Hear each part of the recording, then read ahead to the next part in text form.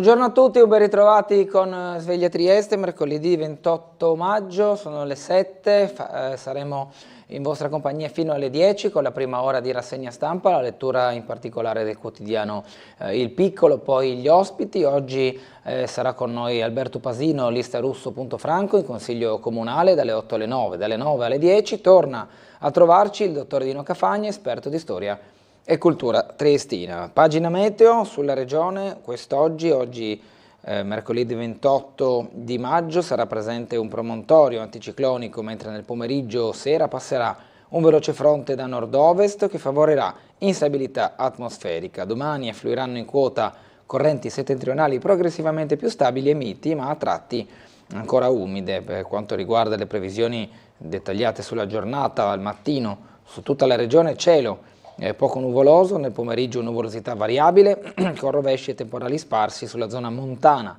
che probabilmente poi interesseranno tutte le zone. Sulla costa in giornata soffierà vento da sud-ovest moderato, temperature minime tra i 14 e i 17 gradi, le massime tra i 20 e i 23 gradi centigradi. Per domani, giovedì 29 maggio, al mattino su tutta la regione cielo sereno o poco nuvoloso, nel pomeriggio da poco nuvoloso variabile con la possibilità di qualche pioggia o di qualche rovescio temporalesco, specie sulla zona montana, venti a regime di brezza. Per domani temperature minime previste tra i 13 e i 16 gradi, le massime 21-23 gradi centigradi. Andiamo alle notizie con Il Piccolo che apre con la sanità, pronti 39 milioni di euro. La regione vuole aumentare le indennità del personale per trattenere nel pubblico medici e infermieri. L'assessore Riccardi parla di investimenti sul 2025 mirati a premiare il lavoro, riconoscere il merito, contrastare le fughe, sindacati soddisfatti ma prudenti. Questo il titolo di apertura oggi del Piccolo, corredato poi dalla foto di ieri della manifestazione pro Gaza, il lungo corteo nel centro, Gaza basta massacri, almeno 1200 le persone che hanno sfilato con le bandiere della pace. E poi magari vedremo anche qualche immagine quando sfoglieremo la pagina del Piccolo che si occupa di questa notizia, le immagini ieri della manifestazione che ha avuto il via alle 18 dalla zona centrale di piazza Oberdan. Stati Uniti stretta sui visti agli studenti stranieri, l'università nel mirino, Trump blocca i colloqui dei ragazzi che vogliono iscriversi. Noi impreparati davanti agli attentati semplici, l'analisi di Valentin Lomellini a pagina 8. Caso Resinovic, Lilli, l'ok del GIP il 23 giugno, il PM ascolterà Claudio Sterpin, ok all'incidente probatorio, il 23 giugno sarà assunta la testimonianza di Claudio Sterpin, amico di Liliana. Report, crimine straniero, rischio mafie, la DIA mantiene il faro acceso, la direzione investigativa antimafia, doppio faro. Appalti e criminalità organizzata straniera, i rischi di infiltrazione mafiosa anche nel territorio regionale. Questo report è un report nazionale che riassume le attività della DIA nel 2024. Orsini a Meloni, serve un piano per far crescere il PIL del 2%, focus su investimenti ed energia, Confindustria in assemblea, colloquio con la Presidente del Consiglio. I lavoratori che mancano, così il trend si può invertire. Il dibattito sull'occupazione, lavoratori che mancano in regione, come invertire il trend, salari più alti e conciliazione lavoro e vita privata per i sindacati, formazione e misure di sostegno a famiglia e studio per altre voci. Sono fra le misure ipotizzate per la conciliazione lavorativa del personale. Scienza e futuro, 9 Nobel si incontrano a Trieste, fisica quantistica all'ICTP, 8 premi Nobel a Trieste, un nono in collegamento dagli Stati Uniti, un inedito per la città. L'occasione ai 100 anni della meccanica quantistica, organizzato dal Centro Internazionale di Fisica Teorica Abdussalam, l'ICTP, e dall'Accademia Nazionale dei Lincei. L'evento, da oggi fino a venerdì, prevede anche alcuni incontri pubblici. A pagina 15 scopriremo di più. La mostra Casanova, viaggio lungo il tempo, la firma dell'articolo di pagina 28 è di Merito Lusso, e poi il caso in Slovenia, 206 orsi vanno abbattuti, a pagina 14, questo approfondimento sulla decisione di abbattere degli orsi in Slovenia. Via Commerciale, si apre una buca nell'asfalto, serve un riatto generale. Pagina 23, la viabilità, una delle arterie più martoriate con l'asfalto, quella di Via Commerciale, ieri ha avuto un momento di tilt di traffico, corretto poi dalla polizia locale intervenuta sul posto per la viabilità lungo la strada cittadina. Andiamo alle pagine della cronaca locale. E quindi la sicurezza, 50 videocamere in più ma con altri 2 anni di attesa. Le risposte ai temi sicurezza: Valmaura, Giarizzole, Roiano con l'ex Polstrada e il giardino Leonor Fini, quello di via Boccaccio. I nervi scoperti per i cittadini con la scelta del comune di investire nelle telecamere di videosorveglianza, ma che dovranno attendere le tempistiche burocratiche per l'installazione, ma ancora prima per l'appalto della collocazione e l'acquisto degli strumenti stessi. Qui vediamo dall'articolo anche diversi punti dove sono stati messi a segno dei colpi, dei furti in particolare, alcuni furti avvenuti nell'ultimo mese a Trieste, in modo tale da poter mappare le zone colpite. La sartoria Luca in via Dalviano, lo 040 Social Food in via Rossini, 2 colpi in 7 giorni. Il Bar Borsa, 3 raid in 20 giorni, la trattoria di Napoli in piazza Ponterosso, le Once Bar in via Trento, la trattoria Marea in via Rosani a San Sergio, il supermercato Bosco di via Orlandini, il bar da Fabri in viale 20 settembre, 2 raid in 3 mesi, poi Donda in Largo Barriera e poi Primizie Grow Shop in via Battisti. E come si può vedere anche dalla lettura di questo spiacevole compendio di colpi messi a segno, si capisce bene che è il centro cittadino maggiormente colpito nei locali che abbiamo menzionato, con via Rossini,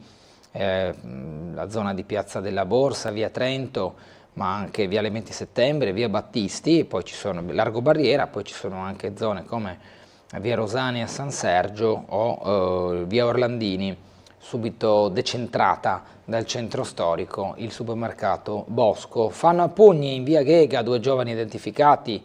Altra notizia di cronaca, una lite che è scoppiata in via Ghega, poi subito fermati gli autori. E tanti incidenti stradali ieri, ciclista e scooterista travolti, giornata nera sulle strade, 4 incidenti in poche ore, più gravi in viale D'Annunzio e via Giulia, un 50enne e un 84enne a Cattinara, gli altri scontri in corso Saba e sulla grande viabilità triestina. Andiamo a fare il punto proprio su questi incidenti che sono avvenuti ieri con il riepilogo che ha curato Marco Stabile.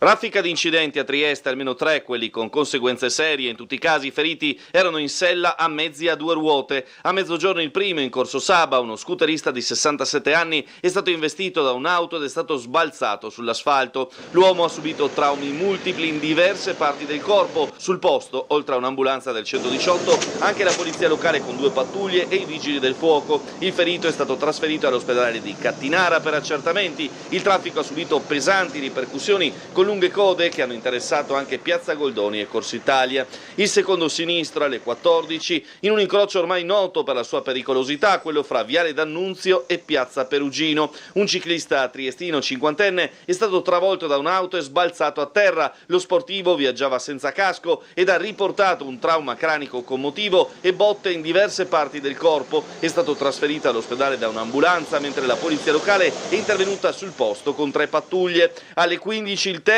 episodio in via Giulia, all'altezza della caserma della Guardia di Finanza. Uno scooterista di 84 anni è stato proiettato a terra a causa dell'impatto con un veicolo. L'uomo è stato trasferito in codice giallo a Cattinara per un trauma cranico. Anche in questo caso la situazione è seria. Rimaniamo in questa pagina. Tecnico del Volta, morto di amianto, 600.000 euro di risarcimento, la sentenza della Corte d'Appello. Il Ministero è stato condannato, i legali dei familiari hanno detto fatta finalmente giustizia. Sigillo trecentesco a Signoriello, città con alto tasso di legalità Il prefetto lascia oggi Trieste, i commercianti colleghino le telecamere alle centrali operative, è uno dei messaggi che ha lanciato il prefetto ricevendo dal sindaco il sigillo trecentesco della città. Il report della DIA, criminalità organizzata in mano agli stranieri, a Trieste l'attività investigativa corre su due binari, appalti da una parte, rotta balcanica dall'altra, poi opere infrastrutturali. Resta alta l'attenzione sui rischi di infiltrazione mafiosa. Questa è la relazione 2024 a livello nazionale del report della DIA, che aveva la direzione investigativa antimafia, che aveva all'interno del suo documento anche una sezione dedicata proprio al Friuli Venezia Giulia. Allora andiamo a riassumere i tratti principali del report che riguarda proprio la regione nel servizio.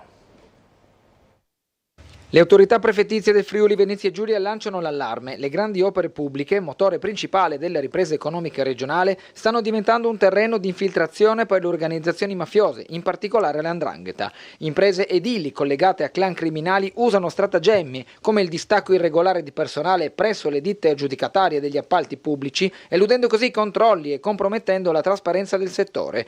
Oltre a questo, la regione registra la presenza di gruppi delinquenziali, anche stranieri, attivi in traffico di stupefacenti, estorsioni, riciclaggio e favoreggiamento dell'immigrazione clandestina. A Trieste, pur senza una radicazione stabile delle mafie italiane, la posizione strategica del porto la rende un crocevia privilegiato per organizzazioni criminali straniere. Recenti operazioni hanno portato all'arresto di esponenti di gruppi cinesi e kosovari coinvolti in estorsioni e traffici legati alla rotta balcanica dell'immigrazione irregolare. Anche nelle province di Gorizia, Pordenone e Udine si registrano fenomeni di infiltrazione criminale. A Pordenone un'indagine ha smantellato un'organizzazione dedita al traffico illecito di rifiuti e al riciclaggio con collegamenti a clan campani. Udine invece resta interessata ad attività di gruppi legati all''ndrangheta, Cosa Nostra e Camorra, oltre a gruppi stranieri dediti al traffico di droghe e all'immigrazione clandestina.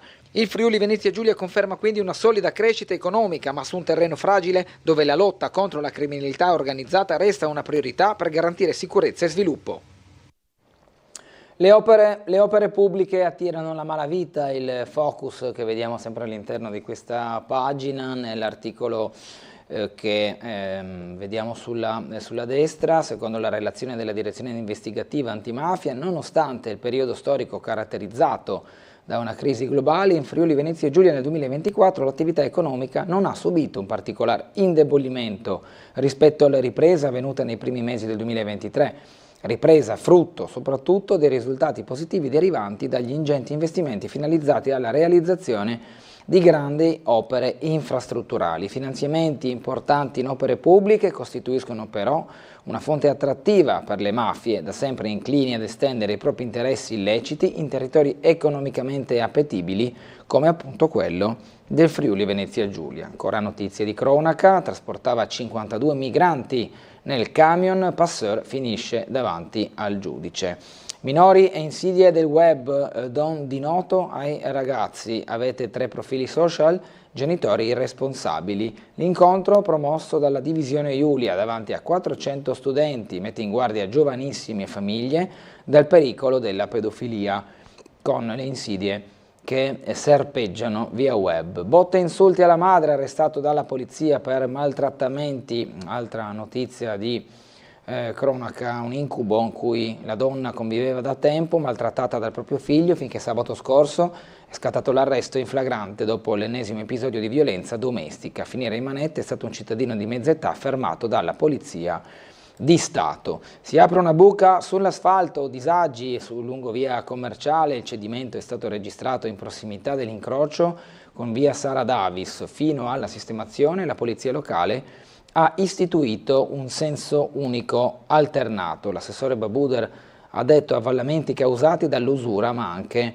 dai sottoservizi, e dunque ieri la pattuglia della locale che ha aiutato la viabilità in via Commerciale. La nomina, Fondazione CR Trieste, Peroni diventa vicepresidente. Francesco Peroni, leggiamo, è il nuovo vicepresidente della Fondazione CR Trieste. La nomina all'unanimità è stata fatta durante la riunione di ieri del Consiglio di amministrazione della Fondazione, presieduto da Massimo Paniccia.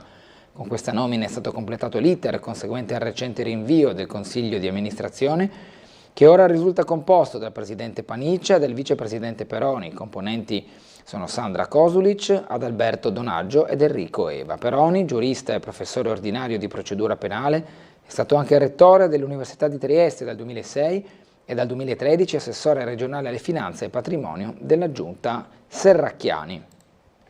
Rassegne fotografiche e l'omaggio Tumizza nella stagione del Carà, la programmazione delle mostre al Museo Muggesano. Il Comune è pure alla ricerca di un soggetto concessionario per la Casa della Musica di Chiampore e per gli spazi esterni.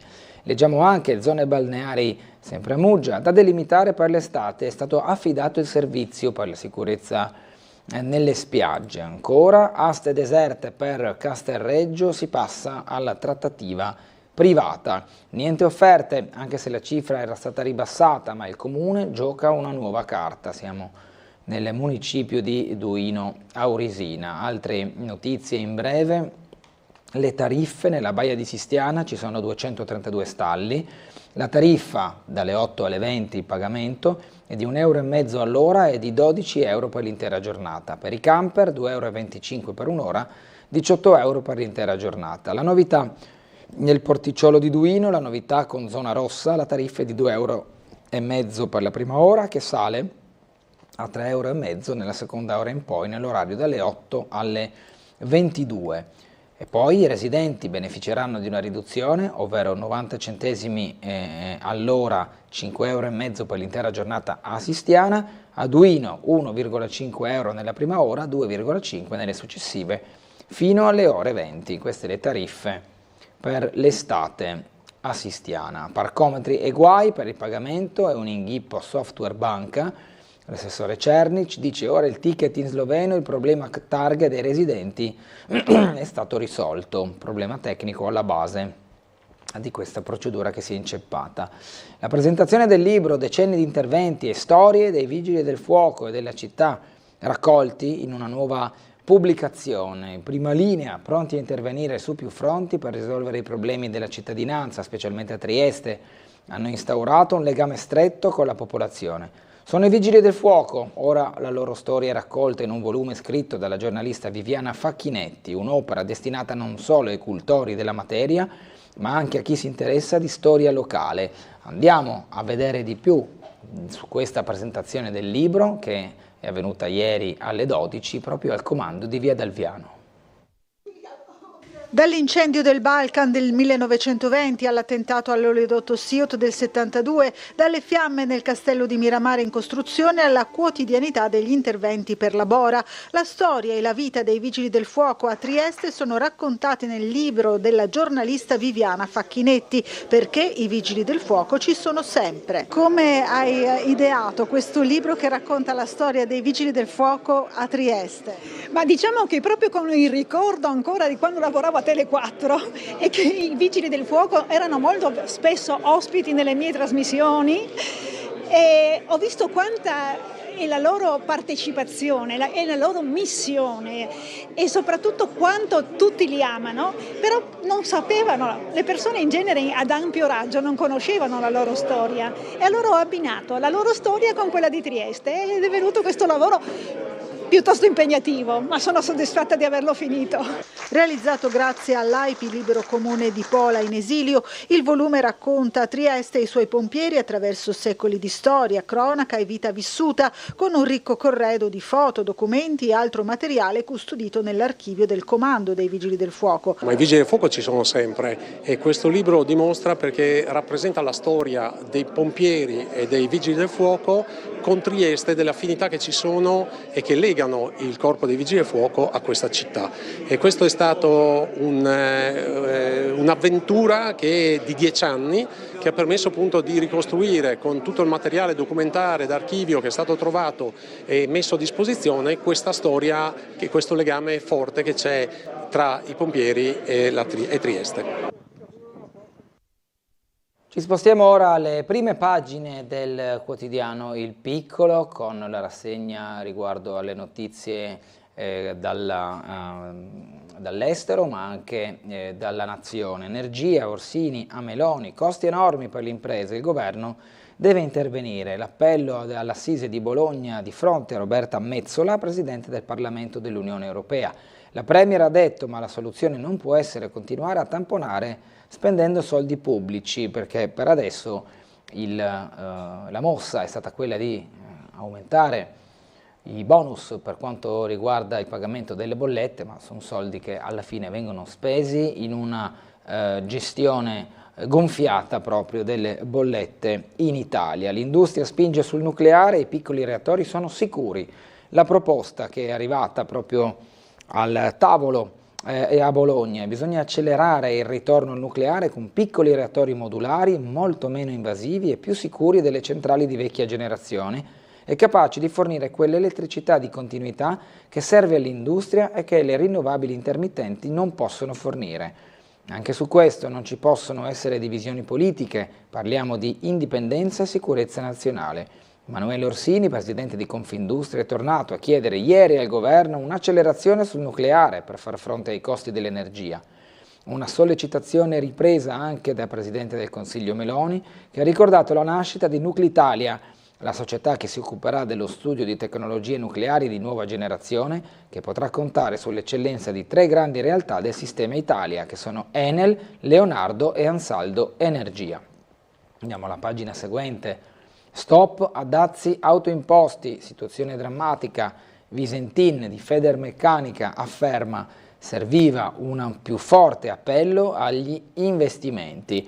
L'accusa: le regole sulla transizione hanno indebolito la competitività. Parlano diversi interpreti della situazione dei dazi e dell'imprenditoria, come Paola Carron, un meccanismo che rischia di metterci fuori mercato. Luigino Pozzo che dice: rimettere mano ai gravi errori fatti sul Green Deal. Queste le posizioni espresse a riguardo. Il lavoro senza lavoratori: per attrarre i giovani servono salari e servizi. Entro il 2028 in regione saranno 16.000 le posizioni non coperte per la mancanza di manodopera. Sindacati, categorie e istituzioni dicono: puntare su formazione, immigrazione e sostegno alle famiglie. Un dibattito in piedi, quello del mondo del lavoro, con anche diverse voci che provengono dalle istituzioni e dall'imprenditoria del Friuli Venezia Giulia. Andiamo ora invece a collegarci con la sala operativa della Polizia Locale per il punto sulla mattinata sulle segnalazioni. Buongiorno all'ispettore capo Lionello Schillani, a lei la parola. Sì, intanto buongiorno a tutti i telespettatori. Allora, purtroppo la notte è molto impegnativa per noi, c'è stato un incidente abbastanza serio in strada del Friuli, la strada è rimasta chiusa per un po' di tempo, adesso è stata riaperta, il transito è regolare, l'incidente ha avuto esiti un po' pesanti. Comunque saremo più precisi nelle prossime edizioni. Comunque per quanto riguarda il resto della mattinata il traffico al momento è abbastanza scorrevole, andrà via via aumentando. Per quanto riguarda invece le segnalazioni, per quanto riguarda le manifestazioni, innanzitutto questa mattina ci saranno le prove della Festa della Repubblica del 2 giugno in Piazza Unità, quindi potrebbe esserci dei rallentamenti nelle rive durante la mattinata per lo svolgimento di queste prove che si avverranno all'interno della piazza, proprio, ripeto, potrebbe esserci dei brevi rallentamenti sulle rive. Poi questo pomeriggio ho un presidio in via dell'Orologio, siamo via Mercato Vecchio all'altezza del Palazzo Regione, questo presidio dei lavoratori avverrà tra le 15.30 e le 18, quindi anche qui potrebbe esserci dei rallentamenti se il numero di partecipanti sarà tale da interessare anche la carreggiata oltre che il marciapiede. Inoltre questo pomeriggio sera nel comprensorio di San Giovanni siamo in via Weiss, tra le 18 e 20 ci sarà una processione religiosa, saremo sul posto per la viabilità e anche qui potrebbe esserci dei rallentamenti in zona per questa manifestazione religiosa. Per quanto riguarda invece i lavori, ricordo la chiusura di Rio Cornioleto, siamo tra la strada di Fiume e via di Mirissa e la chiusura di via dello Scoglio all'altezza civico 271 sempre per lavori a Cegas. Inoltre ricordo ultima cosa, i lavori di segnaletica notturna, appunto fare attenzione perché siamo in orario notturno, le ditte opereranno tra Corso Cavour, Viale Miramare e la zona di Barcola e Gretta, quindi fare attenzione al cantiere mobile, agli operai e a dove parcheggiate le macchine, quindi non nelle vicinanze o sopra la segnaletica orizzontale, anche se sbiadita appunto perché viene rifatta. Al momento altre segnalazioni non ho da fornire, quindi restituirei la linea. Le chiedo scusa ispettore, se mi può dare un dettaglio su questo incidente di strada del Friuli, cioè l'esito lei diceva è grave, nel senso che c'è stato un ferito o addirittura un decesso? No, la seconda ipotesi che ha fatto lei non è più un'ipotesi purtroppo, sarà notizia che naturalmente ci sarà di dominio pubblico nel resto della mattinata credo.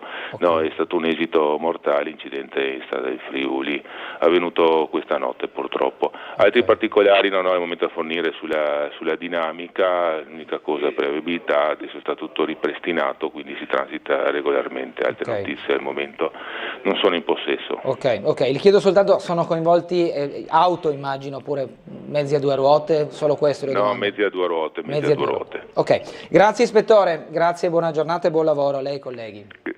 Grazie anche a lei, una buona giornata a tutti i telespettatori. Grazie, allora saremo più precisi non appena usciranno informazioni più dettagliate a riguardo, ovviamente una notizia spiacevole subito in apertura di questa nostra rassegna stampa, appresa come detto e come avete sentito anche voi dalla polizia locale. Poi appena avremo i dettagli li forniremo prontamente. Andiamo nuovamente al piccolo, prima di andare in pubblicità leggiamo ancora alcuni articoli.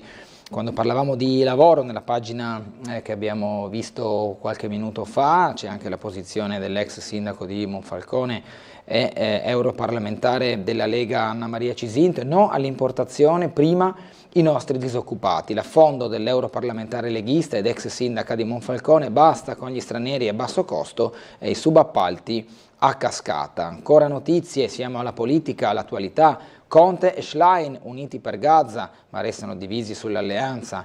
In piazza il 7 giugno a Roma, insieme ad Alleanza Verdi e Sinistra, ma l'ex premier frena sulle sommatorie. Le forze centriste non sono convinte, temono che possano esserci derive antisemite. Accanto leggiamo, decreto sicurezza, arriva il sì alla Camera, ma restano le tensioni. Le opposizioni criticano il governo. Le incognite dell'Unità per la Sinistra, il commento di Massimiliano Panarari dopo la vittoria della nuova neo sindaca di Genova Silvia Salis. Ritorno delle province, via libera del Senato, il nuovo statuto entro la fine dell'anno, il ministro Calderoli, il testo voluto dalla regione non è stato modificato, organi eletti direttamente dai cittadini, il disegno di legge ora tornerà alla Camera. Altro passo avanti verso il ritorno delle province. Lo ha compiuto ieri il Senato, che ha espresso il primo voto favorevole al DDL costituzionale che modifica lo statuto speciale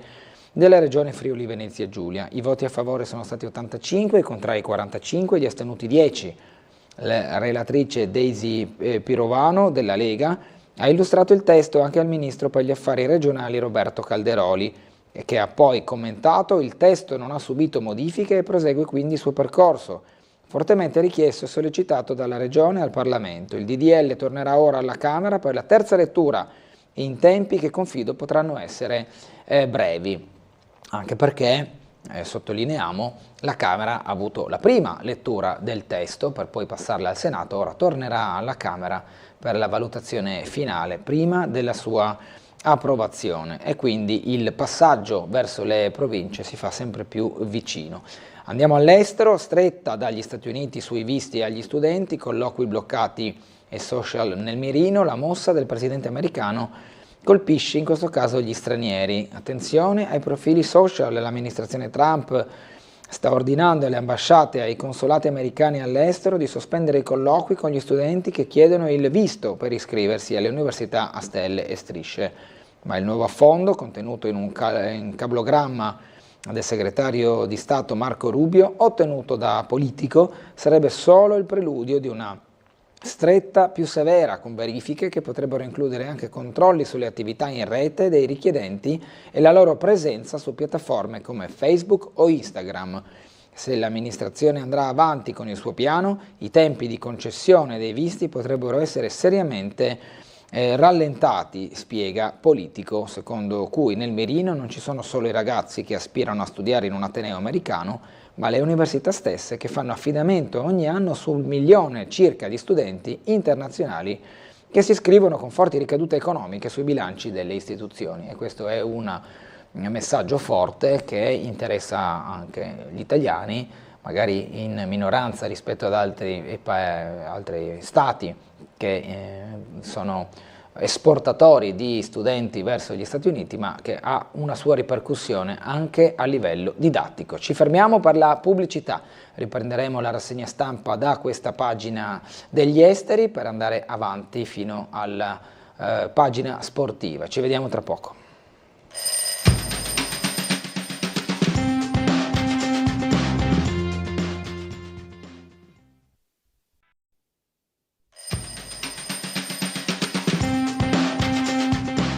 Torniamo in diretta con Sveglia Trieste per la rassegna stampa di questo mercoledì 28 di maggio. Eravamo alla pagina della stretta degli Stati Uniti sui visti agli studenti con, come vediamo dal titolo, i colloqui bloccati e i social media nei mirino. Nella striscia manca tutto, qui i bimbi sono in agonia.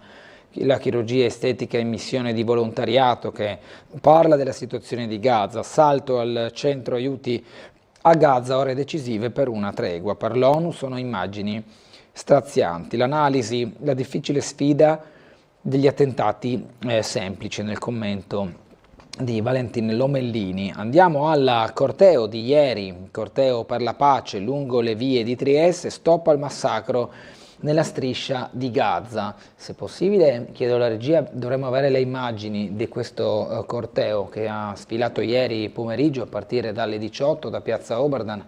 Eccole qui, mentre leggiamo anche dal piccolo alcune informazioni, almeno 1200 per chiedere che termini l'attacco da parte di Israele, il comizio finale poi in Piazza Verdi, il governo italiano si allinei all'Unione Europea. L'iniziativa organizzata da Jaluz, Budin, Treu, Nathan Levi e Sabatti dopo la petizione e la raccolta firme. Gli esponenti del Partito Democratico che sono scesi in piazza, l'esecutivo guidato dalla Premier Meloni attui serie pressioni per il cessate il fuoco. Stop massacro a Gaza, e questo è il messaggio che ha aperto ieri sera una manifestazione pacifica per chiedere basta massacri e torture in Medio Oriente. Dietro lo striscione oltre 1 migliaio di persone, fra le 1.500 e le 2.000 per gli organizzatori, attorno alle 1.200 secondo la questura. Il corteo era colorato da alcune decine di bandiere della pace che sventolavano insieme ad alcune bandiere palestinesi.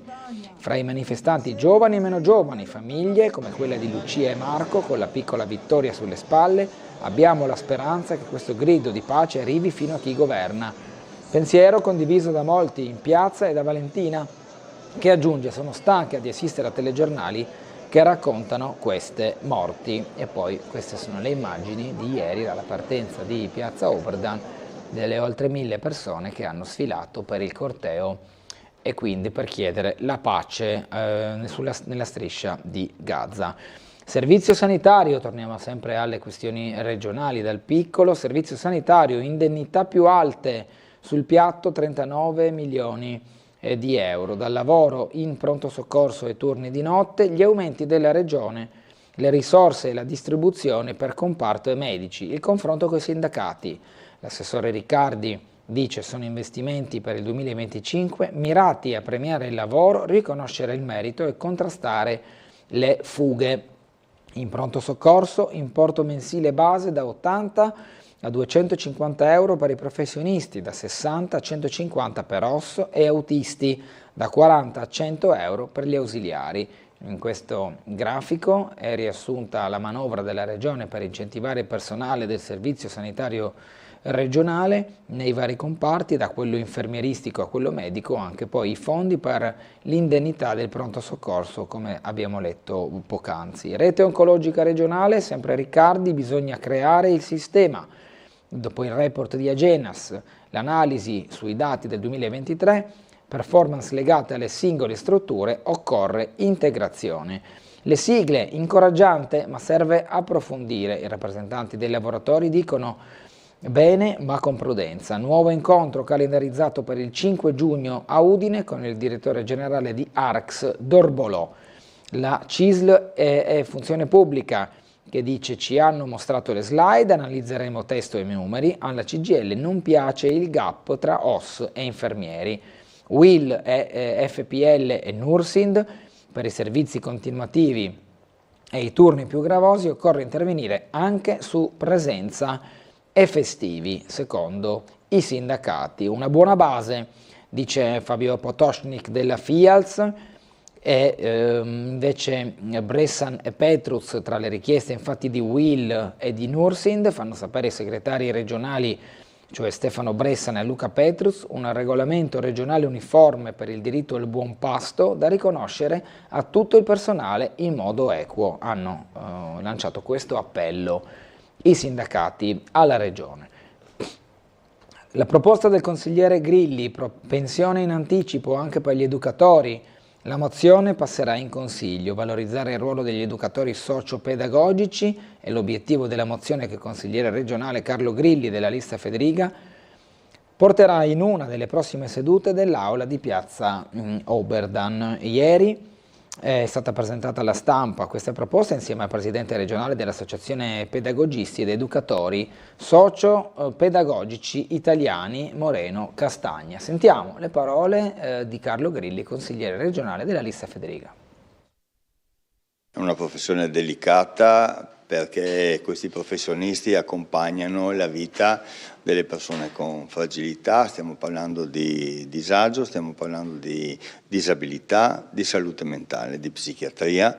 La mozione presentata dal consigliere regionale della lista Federica Carlo Grilli vuole impegnare Presidente e Giunta a sostenere con il Governo nazionale il riconoscimento di lavoro usurante per la figura dell'educatore socio-pedagogico, una professione che per sua natura necessita di preparazione ma anche di empatia e particolari qualità umane e che non sempre viene riconosciuta in modo adeguato anche dal punto di vista della retribuzione.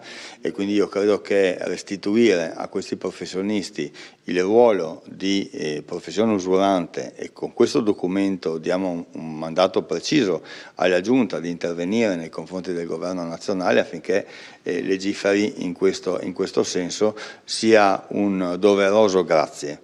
In Friuli Venezia Giulia sono 7.000 le persone, l'88% donne, impegnate in questa delicata professione. Infortuni, aggressioni, stress sono spesso il pane quotidiano per chi si occupa di costruire percorsi educativi e di inclusione. È delicata perché noi siamo i commutatori sociali, noi siamo quelli che incontrano e fanno incontrare le persone più fragili nella società. È usurante perché lavoriamo in contesti a densità fisica e psicologica, noi lavoriamo anche con persone che hanno fragilità che portano a essere aggressivi, parliamo di una persona in astinenza, parliamo di una persona con fragilità psichiatrica, parliamo di un handicap particolare che magari in certi momenti soffre di mal di denti e lo dimostra aggredendo una persona. Proseguiamo con la rassegna stampa, siamo al caso Resinovic. Il 23 giugno la testimonianza di Sterpin, via libera della GIP mangiante, alla richiesta avanzata dal pubblico ministero Iozzi. L'amico speciale di Lilli sarà ascoltato in sede di incidente probatorio. Andiamo a capire di più nel servizio di Gianluca Paladin circa questa decisione del Tribunale in uno dei casi di cronaca più complessi degli ultimi anni. Il 23 giugno Claudio Sterpin, amico intimo di Liliana Resinovic, testimonierà in aula al Tribunale di Trieste. Il giudice per le indagini preliminari, Flavia Mangiante, ha accolto la richiesta di incidente probatorio depositata lo scorso 21 maggio dal pubblico ministero Ilaria Iozzi. Una procedura sollecitata in primis dall'avvocato dell'associazione Penelope, Nicodemo Gentile, che rappresenta il fratello di Liliana, Sergio. L'86enne verrà sentito in ordine ai fatti di omicidio per i quali si procede, nonché in generale in ordine ai rapporti intrattenuti dallo stesso con la vittima, quelli intercorsi fra lei e il marito Visintin, oltre che le relazioni fra la coppia Resinovic e Visintin e la loro cerchia di amici. Questi i temi che saranno oggetto della testimonianza, stando a quanto riportato dal documento presentato dal pubblico ministero al GIP. Sulla decisione, questo è il commento odierno del neo procuratore capo di Trieste, Patrizia Castaldini. State lavorando? Stiamo lavorando, sì, la procura sta lavorando, come ho detto, seriamente. Lei aveva detto che voleva sbrigarsi anche su questo caso. Stiamo cercando di accelerare. Incidente probatorio il 23 giugno l'abbiamo appreso, quindi già lì è un nuovo step. Vediamo, sì. Alla richiesta del PM si erano opposti i legali di Sebastiano Visintin, al momento unico indagato per la morte della moglie, asserendo che Sterpin non è un teste chiave sul contesto omicidiario. Questa è la posizione degli avvocati Alice e Paolo Bevilacqua. Il giudice invece ha ritenuto che gli elementi per procedere sussistano. Fra poco meno di un mese, dunque, alla presenza di tutte le parti ci sarà, nelle forme del contraddittorio, l'assunzione della testimonianza di Sterpin. L'amministratore delegato di Eni Descalzi, l'omicidio Regeni atroce e senza ragioni, un omicidio atroce di cui non si conoscono le ragioni, resta un grande mistero. Così l'amministratore delegato dell'Eni, Claudio Descalzi, ha descritto le vicende di Giulio Regeni, sequestrato e ucciso al Cairo nel 2016. Nel corso della sua testimonianza nel processo davanti alla prima corte d'assise a Roma, che vede imputati 4007 egiziani. Descalzi ha riferito di aver appreso del sequestro e del decesso di Regeni a febbraio attraverso i giornali, rispondendo alle domande dei legali della famiglia Regeni. Ha precisato che nessuna richiesta formale fu avanzata dall'Eni da parte delle istituzioni italiane per ottenere informazioni o per intervenire. Troppi orsi in Slovenia, ne abbatteremo 206, via al piano fra le proteste. Il Ministero stima la presenza di quasi 1000 plantigradi nei boschi del paese, ok alla caccia, ma le organizzazioni animaliste non ci stanno. Uno stop immediato chiedono infatti dette associazioni.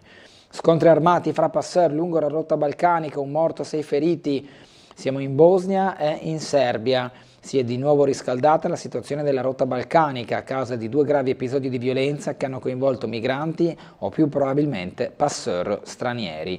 Cambiamo pagina. Meccanica quantistica e futuro, 9 Nobel protagonisti a Trieste, 8 presenti all'ICTP, da Parisi ad Haldane, più Philips collegato dagli Stati Uniti. L'evento da oggi a venerdì. Qui vediamo i volti di buona parte dei presenti di questo incontro sulla quantistica e sul futuro e che saranno partecipi proprio in questi giorni all'ICTP. Hullier e Aspex ospiti all'Ateneo alle 18, scoperte e percorsi di vita nel loro racconto, un appuntamento organizzato dal Dipartimento di Fisica dell'Università di Trieste. Pagina dell'economia, Nord-Est, capitale del vino, qui il 64,2% dei ricavi. Il Prosecco protagonista. Il report dell'area studi di Mediobanca fotografa i bilanci delle 255 principali aziende italiane. Le venete Herita Marzotto Wine Estates 17,8% e Mionetto 9,2% sono ai vertici per redditività. E poi in questo schema con le diciture in rosso i fatturati delle principali società di vino che sono state riportate con i dati di WithHub. Siderurgia sostenibile, 2 nuovi progetti di Danieli per M-Steel e questa nuova commessa che vede l'azienda di Butrio protagonista. Nessuna scalata generali, l'OPS sul Banco Popolare di Milano, così è a rischio. Le dichiarazioni di Andrea Orcel, CEO di Unicredit, intervenuto ieri al Consiglio della Fabi. Le condizioni poste dal governo comportano ostacoli legati e a un aumento dei costi economici. Il nostro ricorso al TAR è una questione di chiarezza, non di combattimento. Se non ci saranno le condizioni non faremo operazioni straordinarie, è stato riferito. Queste sono le notizie della pagina di Trieste che ripercorriamo velocemente anche per chi si è collegato da poco con la nostra trasmissione. 50 videocamere in più, ma con altri 2 anni di attesa. Valmaura, Giarizzolo e Roiano con l'Expol Strada e il giardino Leonor Fini via Boccaccio. I nervi scoperti per i cittadini, si parla di sicurezza e si parla di impianti di videosorveglianza. Proprio cronaca, fanno a pugni via Ghega, 2 giovani sono stati identificati dopo questa lite in pieno centro. Ciclista e scooterista travolti, giornata nera sulle strade cittadine, 4 incidenti in poche ore, i più gravi in Viale D'Annunzio e via Giulia, un 50enne e un 84enne a Cattinara, gli altri scontri in Corso Saba e sulla grande viabilità triestina. A questo aggiungiamo la notizia che ci ha dato purtroppo triste di un decesso nella notte in strada del Friuli che ci ha fornito la polizia locale con l'ispettore Capo Schillani nel collegamento mattutino nel corso della rassegna stampa della prima mezz'ora. Capiremo di più nel corso della giornata su questa dinamica e su questo incidente mortale. Tecnico del Volta morto di amianto, 600.000 euro di risarcimento, il Ministero è stato condannato, i legali dei familiari hanno detto fatta giustizia. Andiamo alla pagina, sempre nella stessa pagina, all'articolo successivo, sigillo trecentesco al prefetto Signoriello, città con alto tasso di legalità. Il prefetto lascia oggi Trieste, i commercianti colleghino le telecamere alle centrali operative, è stato il messaggio lanciato dal prefetto che ora lascerà l'incarico a Trieste. Poi il report della DIA, la direzione investigativa antimafia, criminalità organizzata in mano agli stranieri. A Trieste l'attività investigativa corre su 2 binari, appalti e rotta balcanica, opere infrastrutturali e resta alta l'attenzione sui rischi di infiltrazione mafiosa. Le opere pubbliche attirano la malavita, il focus sempre all'interno del rapporto che fa il punto su cantieri edili e su rotta balcanica. Trasportava 52 migranti nel camion, passeur finisce davanti al giudice in tribunale. Minori e insidie del web, don di noto ai ragazzi, avete 3 profili social, genitori responsabili. L'incontro promosso dalla divisione Iulia davanti a 400 studenti mette in guardia giovanissime famiglie dal pericolo di pedofilia. Ancora cronaca, botte e insulti alla madre, è stato arrestato dalla polizia il figlio che maltrattava i genitori. E si apre una buca sull'asfalto, disagi ieri lungo via Commerciale, cedimento che è stato registrato in prossimità dell'incrocio con via Sara Davis. Fino alla sistemazione la polizia locale ha istituito un senso unico alternato. La nomina in Fondazione CR Trieste con Francesco Peroni che diventa il vicepresidente e poi rassegne fotografiche e l'omaggio a Tomizza nella stagione del Carà a Muggia. La programmazione delle mostre al Museo Muggesano. Zone balneari a Muggia da delimitare per l'estate, affidato anche il servizio. Aste deserte invece per Castelreggio, si passa alla trattativa privata. Niente offerte anche se la cifra è stata ribassata, il Comune ora giocherà una nuova carta. Parcometri e guai per il pagamento e un inghippo software banca. L'assessore Cernic, ok ora il ticket in sloveno, il problema delle targhe dei residenti è stato risolto. Decenni di interventi e storie dei vigili del fuoco e della città raccolti in una nuova pubblicazione, se ne è fatta carico Viviana Facchinetti, giornalista, ieri la presentazione al comando di Via Dalviano. Camilla Benedetti vince il premio Eccellenza e Ispirazione dell'Inner Wheels distretto 206, qui la foto di Commiatto. Vigilatrici d'infanzia, 30 anni dal diploma al Burlo Garofalo, qui una foto del ritrovo delle amiche del Burlo e delle vigilatrici dell'infanzia. Ancora spunti l'iniziativa dei servizi sociali e dell'associazione Opera Giocosa, combattere la solitudine, un doppio concerto alla residenza Gregoretti e al centro per l'anziano.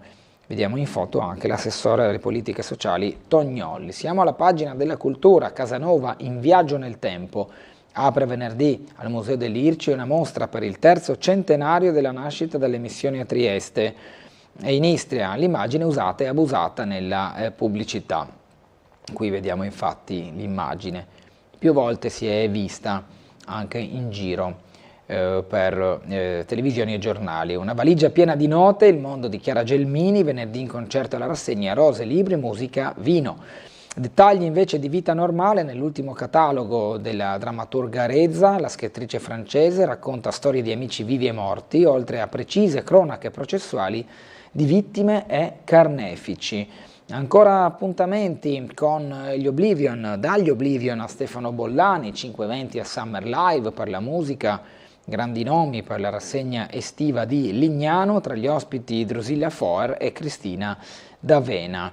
Invece Zeinar Entezab, Fuorché il silenzio alle 20:30 al Germinal, alle 17:30 invece alla Sala Balzen, Attilio Badodi, fotografo di teatro. Ancora spunti con il tallone da killer di Robecchi alle 18 alla Lovat e poi Medioevo di Brando, la nostrana età di mezzo vista dai media italiani alle 18 alla libreria Ubik. Alle 18 al Museo Lez il destino inedito di Romanellis. Questi gli appuntamenti della pagina della cultura. Gli spettacoli invece: Siamo alla vita spericolata, Bibbione, 27.000 nella notte di Vasco Rossi, luce, fiamme e delirio per gli spari sopra, con il concerto di Vasco Rossi che ha chiamato una folla molto numerosa di fan a Bibbione ieri. La notte speciale dei fan, il Com riunisce generazioni, Vasco è maestro di vita, le reazioni del popolo del concerto. Siamo allo sport con la Triestina, ormai il campionato è finito, alla resa dei conti ci sarebbe un impegno di LBK, ovvero la società proprio che detiene le quote di maggioranza della Triestina, a versare 7,2 milioni in 2 fasi, ma i soldi non sono arrivati. Tra 6 giorni arriverà la prima scadenza. Qui il presidente della Triestina, Ben Rosenzweig, invece in quest'altra foto in piccolo il direttore generale Alex Menta. I soldi non sono ancora arrivati, arriveranno oggi, domani o mai. Con queste incognite sul futuro della Triestina deve convivere un'intera città. È in bilico la stessa esistenza dell'Unione. Dopo le emozioni sul campo con la salvezza a spese del Caldiero, nei tifosi è subentrata l'ansia per una concreta ipotesi di impossibilità del club di iscriversi al prossimo campionato di Serie C. Un timore ben presente da quando la Triestina è riuscita a ottemperare solo in parte agli adempimenti previsti dalle norme federali, agli stipendi dei tesserati pagati solo al netto, senza INPS e IRPEF, sia il 16 febbraio che il 16 aprile, con la conseguente penalizzazione già scontata, meno 4 punti, e quelle da scontare non ancora determinate, hanno messo a nudo una crisi finanziaria dell'Unione, una crisi di liquidità cominciata nei mesi finali del 2024. Il presidente Rosenzweig aveva promesso che quello da lui definito un difetto di gestione si sarebbe sistemato, ma finora nulla è stato fatto e quindi la credibilità al momento è pari a 0, scrive il piccolo. Eppure il tempo stringe e per l'iscrizione non c'è altra via che attendere gli eventuali denari americani, perché la cessione non è né attuabile in tempi brevi né sembra nelle volontà del fondo LBK. Le deadline sono fissate il 4 giugno, pagamenti degli stipendi e dei tesserati, e il 6 giugno per l'iscrizione della squadra al prossimo campionato. Nella sede alla Bardata si stanno predisponendo con fatica tutti gli incartamenti e ieri è arrivata anche la delegazione della Covisog, la cui relazione è determinante per l'iscrizione. Ma perché questa strenua resistenza di coloro che sotto la guida dell'amministratore delegato Stella si occupano degli affari amministrativi della Triestina? C'è stato pare un impegno formale da parte del socio proprietario di LBK, il quale dovrebbe provvedere a un corposo intervento finanziario. L'iniezione di liquidità in questo primo momento sarebbe articolata in 2 fasi. La prima con un versamento in conto capitale di 5 milioni di euro da inviare entro la fine del mese. Prima arriva e meglio è, perché gli adempimenti non sono pochi e la fretta spesso induce in errori che costano cari. La seconda tranche, stimata in 2 milioni e 200 mila euro, dovrebbe essere invece versata entro il 30 giugno. Nessuno a questo punto è disposto a mettere la mano sul fuoco che l'operazione vada a buon fine, ma in quest'ottica si muove chi ancora lavora nella sede dello Stadio Rocco e quindi tocca aspettare, ricordando che oggi è già il 28, quindi se la liquidità deve arrivare a fine mese, insomma ormai ci siamo. Under 19 del Friuli Venezia Giulia, San Luigi, Piselli e Sloveni d'Italia, la giornata triestina del presidente della Lega Nazionale Dilettanti Abete. Qui le premiazioni ieri davanti al museo all'Hotel Savoia della rappresentativa del Friuli Venezia Giulia Under 19 che ha vinto il torneo delle regioni. Sono stati premiati questi ragazzi dal presidente Fedriga, erano presenti anche i vertici dello sport regionale, ovvero Giancarlo Abete, Ivan Peterlini ed Hermes Canciani, che hanno proprio premiato i ragazzi. Siamo al basket, passione ritrovata, il film di una stagione che ha riportato gioia, divertimento e senso di appartenenza tra squadra e popolo biancorosso. Le final di Coppa Italia, straordinaria vetrina per la squadra biancorossa. Orchette, battere in casa Rapallo per andare alla Bella, alle 20 gara 2 della finalina nazionale, Trieste deve ribaltare il KO di gara 1. Coach Zizza, salutiamo i tifosi con una vittoria, ha detto. Finale play-out, gara 2, lo Jadran a Chiarabola si gioca la salvezza contro il Guerriero, Serie B interregionale. Barraonda centra la vittoria al trofeo Città di Monfalcone, a El Moro il Memorial Vischi, e siamo in questo caso alla Vela. La Triestina della Vela vince il trofeo del Faro 2025, siamo invece ora allo Sport Business Forum, Donne al Vertice. Federica Cappelletti, 6 giugno, l'incontro sport e parità di genere. La presidente del femminile parlerà dell'evoluzione del calcio in Serie A e anche chiaramente i riferimenti saranno alla Serie A femminile. L'incontro interlocutorio tra De Laurentiis e Conte, Gasperini verso la Roma. Zaniolo finisce in una rissa con i primavera giallorossi, la procura apre un'inchiesta sul giocatore della Fiorentina, ex Roma, che aveva proprio con la Roma fatto notare la sua qualità. Cobolli e Arnaldi a Parigi passano al secondo turno e si sfideranno in un derby. Siamo al tennis, siamo nella terra rossa del Roland Garros. Attacco al toro invece per il Giro d'Italia 108. Carapaz quasi sfila la rosa al rivale, Ayuso KO, Roglic a casa. Classifica rivoluzionata, ora la carta da podio azzurra è Caruso. E col ciclismo noi ci fermiamo per questa rassegna stampa della prima ora di Sveglia Trieste. Come anticipato, tra poco saremo in compagnia del consigliere comunale della lista Punto Franco Alberto Pasino. A seguire dalle 9 alle 10 torna nei nostri studi il dottor Dino Cafagni, esperto di storia e cultura triestina, con il quale faremo diversi passaggi su curiosità e antichità della città di Trieste. Ci vediamo tra poco con il primo ospite.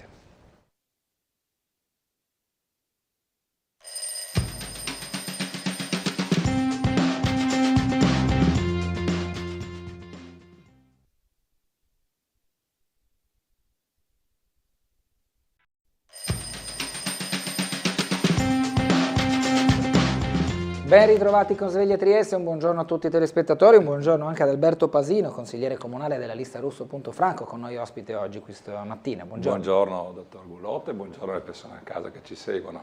Pasino, lei ieri ha partecipato al corteo per la pace lungo le vie della città? Sì, perché a me è parso che il modo che gli organizzatori hanno scelto per dichiarare le finalità che perseguivano fosse tale da sfuggire a etichettature che in questo momento possono porre gravemente in difficoltà coloro i quali chiedono il fermarsi delle atrocità che stanno succedendo in questo momento a Gaza. E a me è piaciuto che gli organizzatori abbiano messo l'accento sul fatto che sono solidali alle vittime di Hamas, agli ostaggi e alle loro famiglie, ricordando il fatto atroce e privo di precedenti della strage compiuta da Hamas a danno delle inermi popolazioni israeliane che stavano sul confine con Hamas l'8 ottobre mi pare fossero 2 anni fa, un atto che chiaramente mirava ad attentare alla pace, ad attentare cioè all'attuazione di quegli accordi di Abramo che in quel periodo si stava cercando di attuare allo scopo di pacificare l'area. E al contempo esprimono gli organizzatori solidarietà alle tantissime vittime innocenti che vivono a Gaza, in uno stillicidio quotidiano che per una coscienza retta è intollerabile. E quando dico coscienza retta mi è chiaro che qui non c'è un tema di appartenenza, al punto che da quello che mi pare sia emerso in questi giorni c'è anche in Israele una cospicua parte della popolazione che non conviene con le scelte attuate dal governo Netanyahu.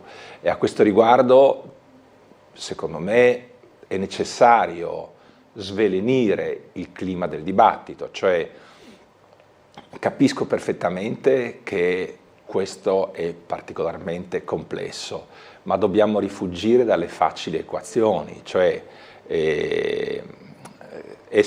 non bisognerebbe essere anti-israeliani, perché l'Israele è una nazione in questo momento governata da una parte politica. Sarebbe come se qualcuno diventasse anti-italiano per il fatto che in Italia il governo è di una parte politica, e quindi esprimere in questo anche una solidarietà anche al popolo israeliano, che in qualche modo è tenuto ostaggio in questo momento da una politica che sta attuando misure oggettivamente inaccettabili. Ben più grave ovviamente la situazione dei palestinesi tenuti in ostaggio da una organizzazione terroristica il cui scopo principale è quello della distruzione di Israele. Questo dobbiamo sempre ricordarlo, ma sintetizzando, a me pare che gli organizzatori della manifestazione di ieri avessero ben chiara questa distinzione, questo fosse dichiarato nella lettera aperta tramite la quale questa manifestazione era stata convocata. Insomma, è bene a mio giudizio che si esprima una solidarietà in questo momento, fatemelo dire, soprattutto a coloro i quali inermi, e penso alla popolazione che vive a Gaza, sta subendo una mattanza.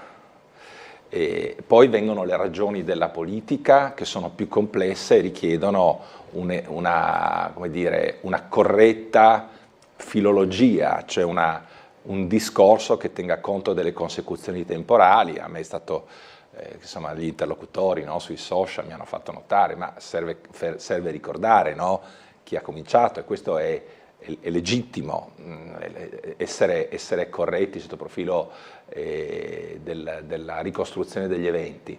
Non di meno questo non ci deve distrarre dalla consapevolezza che, e lo dicono addirittura gli Stati Uniti, insomma, che sono stati, è una dichiarazione del governo Trump di 2 giorni fa che ha cercato in qualche modo, sta cercando di indurre Netanyahu a scelte diverse, scelte che se fossi un israeliano mi metterebbero in gravi difficoltà. Chiudo la parentesi su quell'episodio dell'incidente mortale di cui abbiamo parlato questa mattina con l'ispettore Schillani. Lo vediamo adesso dal piccolo online: incidente mortale in strada del Friuli a Trieste, motociclista deceduto, 3 i mezzi coinvolti, 2 moto e un'auto, l'impatto è stato fatale a uno dei 2 motociclisti. Le altre 2 persone coinvolte hanno riportato ferite lievi. Come vediamo è successo a Contovello, dopo i tornanti all'altezza del Boschetto. 3 i mezzi coinvolti, 2 motociclette e un'auto, l'impatto è stato fatale a uno dei 2 Centauri, mentre le altre 2 persone hanno riportato ferite lievi. Sul posto intervenuti il 118 con l'ambulanza e l'automedica, i vigili del fuoco e la polizia locale. Purtroppo all'arrivo dei sanitari per uno dei 2 motociclisti non c'era già più nulla da fare. L'esatta dinamica, le cause e le responsabilità sono al vaglio della polizia locale. Altro incidente, purtroppo, altro decesso nelle strade della città. Questo purtroppo diciamo che va al di sopra di ciò che possiamo commentare. Cordoglio ai familiari delle vittime, e l'auspicio che, insomma, sia accertata la verità anche in merito alle responsabilità da attribuire per questi eventi. Le leggo una mail e poi abbiamo subito una telefonata. La mail fa anche un po' sorridere, dice: buongiorno, vorrei che il vostro ospite, prima che vada in escandescenze, ci faccia sapere cosa ne pensa di quelli che non si sanno contenere quando sono in riunione in comune o in regione. Quindi Pasino, prima che lei si arrabbi, questo leggo io, questo interprete. No, cosa ne pensa di quei momenti concitati in comune e in regione dove si alzano un po' i toni della discussione? Mi sento chiamato in causa. Chiamato in causa. Io sono andato in escandescenza, faccio un esempio, no? Esistono condotte che vengono attuate nei contesti istituzionali che qualunque persona, diciamo, di ordinaria cultura deve ritenere totalmente inaccettabili. Qui non ne faccio una coloritura politica perché molto spesso si tende a giustificare solo le proprie intemperanze e non le altrui. Io posso soltanto ricordare quando io sono andato in escandescenze. Sono andato in escandescenze quando si è cercato in un contesto istituzionale di giustificare una evidente violazione di norme, e la mia rabbia la custodisco come bene prezioso, perché le regole sono sacre e io faccio l'avvocato e la mia vita è consacrata alle regole. Non difenderò mai nessuno al di fuori delle regole, lo faccio solo in un contesto in cui si dà per acquisito che ciascun contendente le regole le conosce e le attua. Sicché nel momento in cui mi trovo in un contesto che dovrebbe essere improntato al rispetto delle regole e delle regole si vuole fare strame, ho molte scelte possibili. Una scelta è alzarmi e andare via, ma io sono stato votato non per alzarmi e andare via, sono stato votato per esercitare una funzione.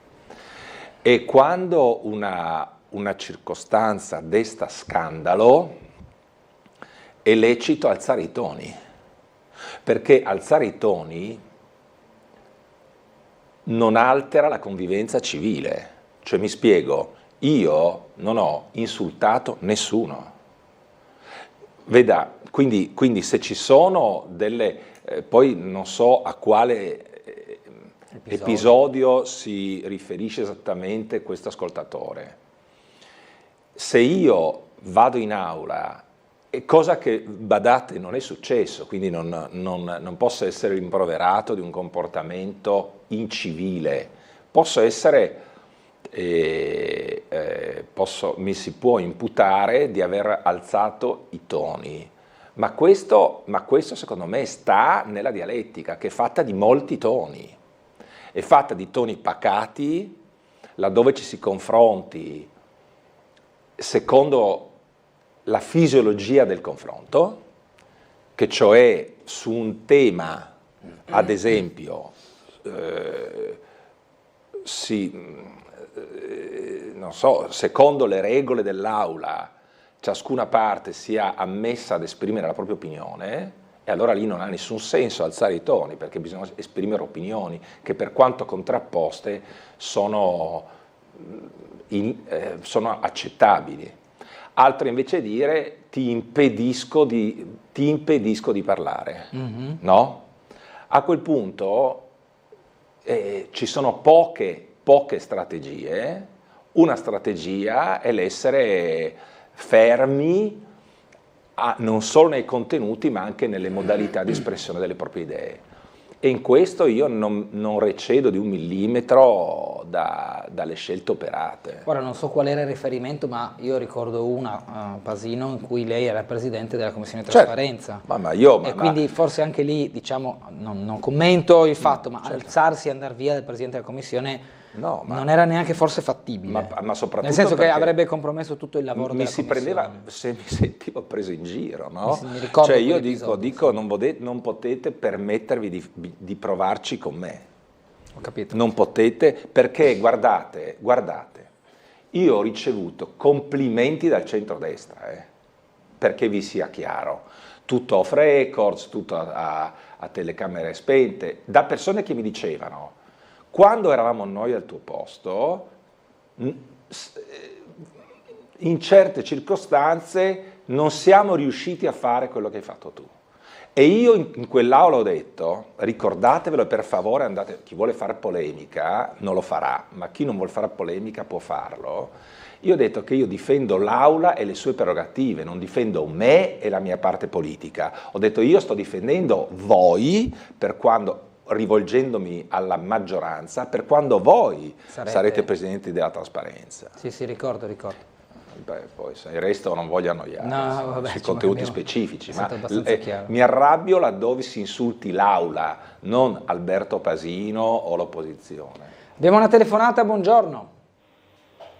Pronto, buongiorno. Premetto che ho già chiamato, però voglio rifare una segnalazione e lei saprà bene di chi parlo, perché l'anno scorso è venuto qua in via Puschi a fare un servizio per il fogliame, a causa dell'erba non tagliata. Sì, ricordo. Sì. Siamo al punto da capo. Allora, naturalmente loro hanno un periodo dal 15 aprile al 15 maggio per fare il primo sfalcio. Sì. Io già giorni prima ho chiesto se era in programma e loro mi avevano risposto che non si poteva fare niente finché non scadeva la data del 15 aprile e chiamare dal 16 aprile in poi. Adesso abbiamo chiamato, quasi tutti i condomini hanno chiamato l'ATER. Nessuno è venuto di nuovo a tagliare l'erba. So che voi potete farci poco, però io voglio che magari questa telefonata, se c'è qualcuno in ascolto, ci dia delle direttive, perché noi siamo stufi di pagare ogni anno su 3 sfalci d'erba, cioè paghiamo tutti e 3 e vengono fatti forse 2. Allora io mi chiedo, visto che è appaltato questa ditta, no? E loro non vogliono dirmi il nome, pretendono da noi una raccolta firme di tutte le case, dove già io una volta mi sono rotta, mi scusi la parola, le scatole di andare per tutti i condomini a mettere il biglietto e far firmare. Cioè è un nostro diritto, perché noi le spese le paghiamo. Io adesso veramente chiedo, se qualcuno è in ascolto, se qualcuno mi sente, cosa dobbiamo fare noi? Noi abbiamo l'erba peggio dell'anno scorso. Ma scusi, ma una raccolta firme volta a cosa?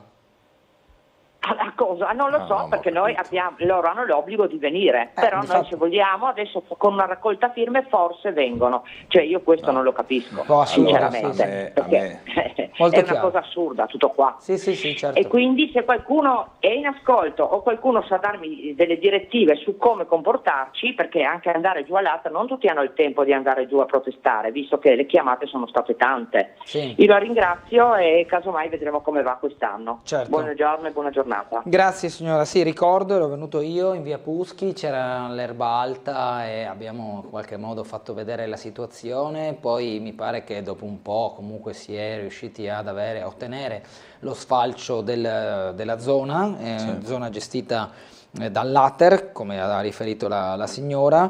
A me fa più specie, diciamola così, guardando a quella che è la quotidianità. Magari un ritardo può anche essere, fra virgolette, tollerato, cioè dal 15 maggio in poi verremo a tagliare, quindi tu aspetti che arrivino a tagliare l'erba. A me fa più invece alzare il sopracciglio quando viene consigliato di fare una raccolta firme per un diritto acquisito, cioè io pago per lo sfalcio e devo anche sbattermi a fare la raccolta firme per avere una cosa che già pago. Secondo me quello è assurdo. Io ci vedo questo, cioè mi sembra di capire tra le righe che lo scopo che chi probabilmente nell'ATER ha consigliato questa misura stia dicendo: noi per poterci rivolgere all'impresa alla quale abbiamo appaltato il servizio occorre che subiamo la pressione da parte dei condomini e di coloro che i conduttori degli appartamenti ATER, e quindi a questo punto siamo costernati, ma dovete muovervi. Allora, la signora è partita da un presupposto, ha detto che lo sfalcio è dovuto 3 volte all'anno, ho capito, mi pare di aver capito così, e invece l'altro anno è stato fatto 2 volte. Qui forse sarebbe raccomandabile un atteggiamento più fermo da parte dell'ATER verso questo appaltatore. Quindi il tema qui ci vuole anche, fatemi dire, una vigilanza politica, cioè comunque l'ATER l'organo, è un organo il cui vertice è di designazione politica, quindi mi auguro soprattutto in questo momento siano in ascolto anche persone del centrodestra che hanno nominato i vertici dell'ATER e che intervengano, così rendano attento l'ente sulla necessità di intervenire, pressare affinché questo appaltatore compia con diligenza il servizio per il quale è pagato. Leggo un paio di mail. Buongiorno a tutti voi, il nuovo giardino di Roiano è bellissimo ma mancano i gabinetti. Ieri una madre ha coperto suo figlio che faceva pipì. Questa è una delle probabilmente critiche che ho sentito già il primo giorno. Parco bello, godibile, la parete d'arrampicata è stata presa d'assalto da tutti i bambini, quindi diciamo ha riscosso anche un interesse fra famiglie e piccoli. L'ombra, ci ha promesso il sindaco, arriverà con i rampicanti che copriranno i giochi per i bambini. Le fontanelle dovrebbero avere l'acqua, c'è stato un inghippo, ieri ce l'ha raccontato il sindaco sul fatto che all'inizio non c'era, poi l'hanno aperta, insomma comunque è una soluzione fattibile, però i servizi igienici non ci sono. Questo è dunque, è un'insufficienza secondo me un po' culturale italiana, non è solo locale, no? Sono reduce dal Giappone dove ero la settimana scorsa.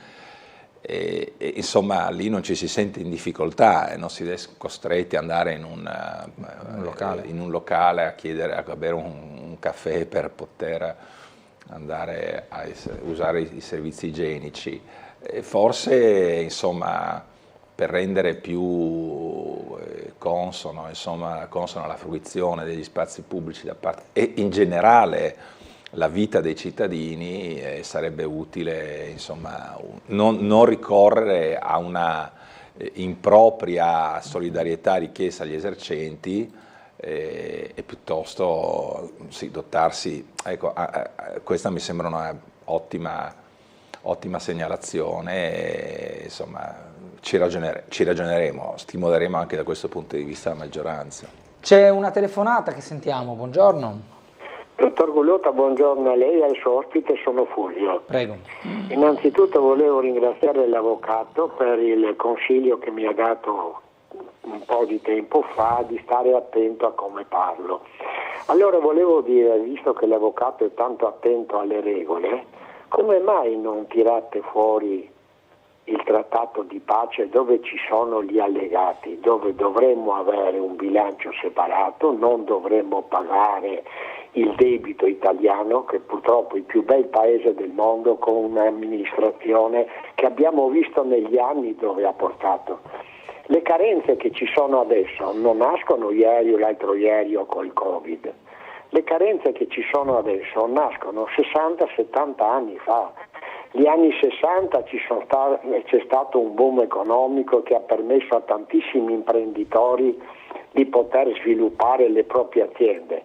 Poi purtroppo la politica ha fatto quello che ha fatto e adesso ci troviamo con l'Italia, purtroppo si trova con 1000 criticità e noi che siamo legati perché c'è l'amministrazione del governo italiano.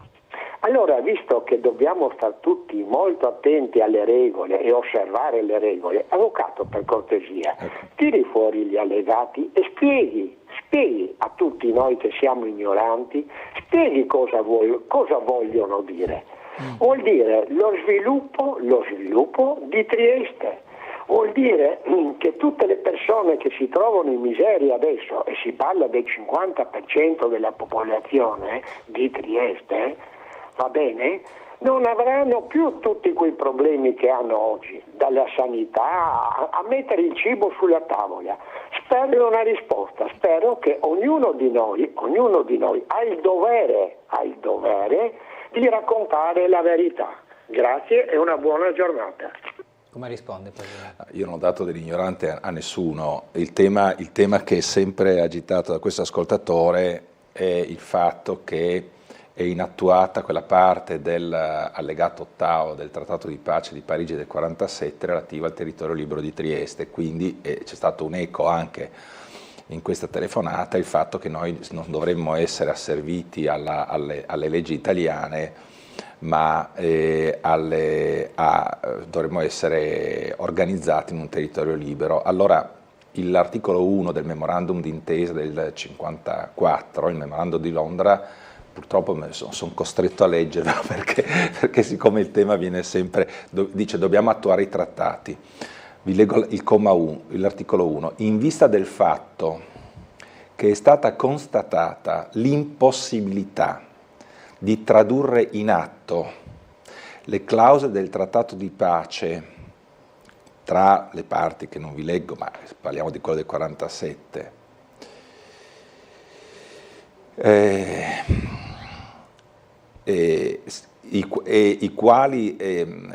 le clausole con cui l'Italia e gli altri paesi hanno mantenuto dalla fine della guerra occupazione, il governo militare nelle zone A e B del territorio,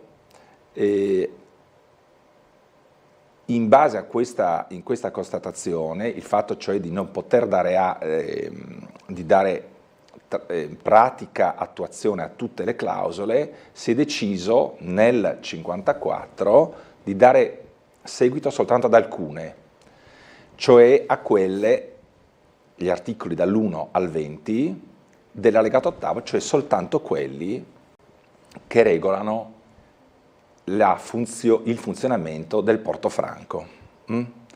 E questo è stato già constatato nel 1954. Nel 1954 cioè si è detto sarà l'Italia a gestire il Porto Franco di Trieste.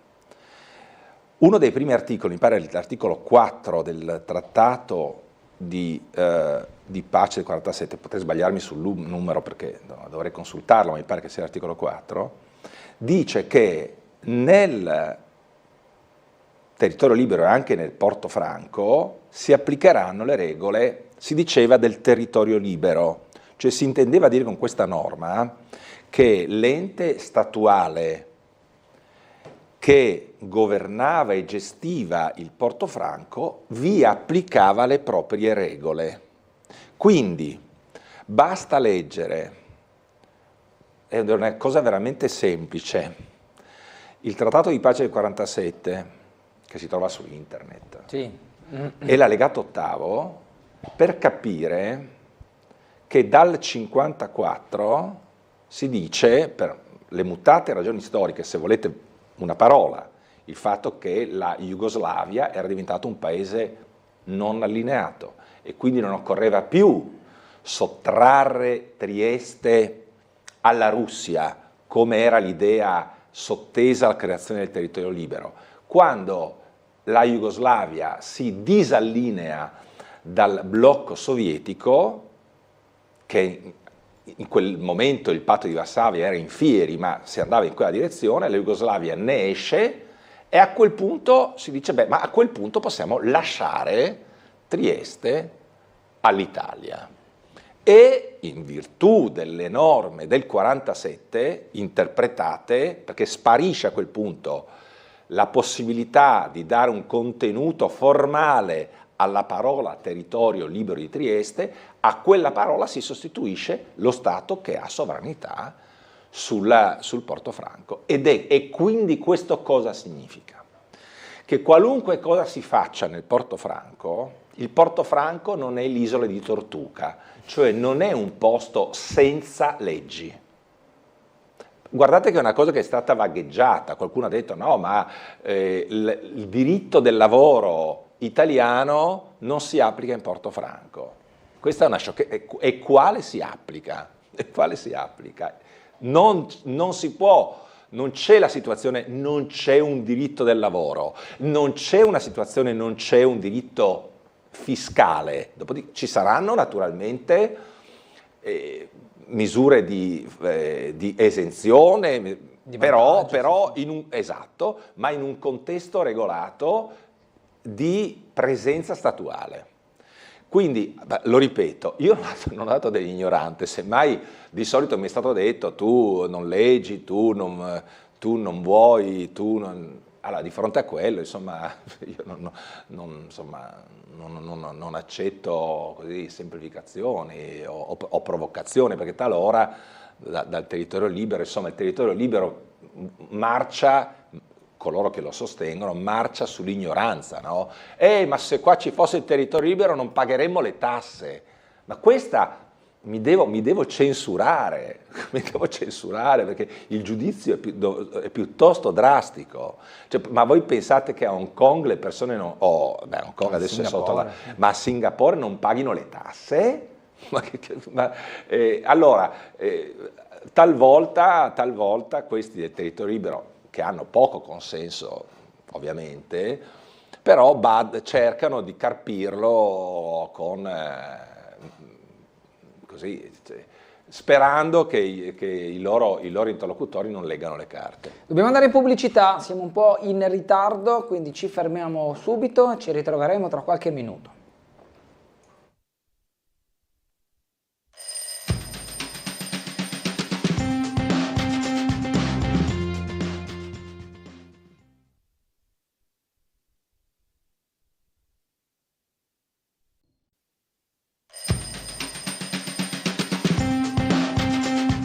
Prendiamo la diretta con Sveglia Trieste in compagnia del consigliere Alberto Pasino della lista Russo.Franco. Abbiamo una telefonata, buongiorno. Eccoci.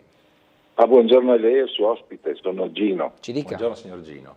Avvocato, io la seguo sul discorso del TLT, c'è stata una sostituzione di statualità e tutto si regola, però nei primi 20 punti dell'allegato ottavo c'è un punto che dice che lo Stato reggente quindi non deve avere il debito pubblico italiano. Questo è riferito allo Stato che prima era la statualità del TLT, che quindi passa all'Italia e quindi l'Italia dovrebbe tenere presente di questo punto. E il punto è che noi all'anno paghiamo 80 miliardi di interessi passivi, diviso a 60 milioni, sono circa a testa 1.600.000 euro circa a testa ogni anno che il triestino paga per gli interessi passivi, quindi debito pubblico, che non dovrebbero essere pagati in base al punto appunto dell'allegato ottavo. Ecco, su questo cosa mi risponde? Grazie, buongiorno. Interessantissima questione. Allora, innanzitutto il Memorandum of Understanding, il Memorandum di Londra del 1954 impone all'Italia di gestire il porto franco in general accordance with the principles set out under Articles 1 to 20, cioè in general accordance. Questo significa che vanno applicati i principi ma in modo flessibile. Primo. Secondo, faccio un ragionamento tentativo. Quella norma potrebbe voler dire, ma mi riservo di approfondire, che laddove si costituisca il territorio libero, sul debitorio libero non può gravare il debito pubblico italiano, perché sono soggetti diversi. Ma se fosse stato costituito il territorio libero, il debito pubblico del territorio libero graverebbe sul territorio libero, giusto? Sì. Quindi non si può in nessun modo sostenere che l'entità statuale che gestisce il porto franco, laddove sia l'Italia, non possa far gravare anche sui cittadini del porto franco, che non è una città franca, capite? Cioè il porto franco di Trieste, per come è stata attuata, è una sommatoria di zone economiche speciali, non è un unico territorio intercluso, non l'è stato mai, cioè nel 47 si prevede questo, nel 54 si fa un'altra cosa, e si fa una sommatoria ragionevolmente, sì, cioè, ma c'è stato un distacco dai due concetti, quindi io ho l'impressione che sia complesso dire diciamo, Trieste, per farla semplice, non può pagare il debito pubblico o concorrere al pagamento del debito pubblico. Mi sembrerebbe irragionevole rivolgersi alle autorità governative rivolgendo loro questa pretesa. Mm-hmm. Noi cerco di trasformare o trasferire il nostro ragionamento sulle componenti costruttive.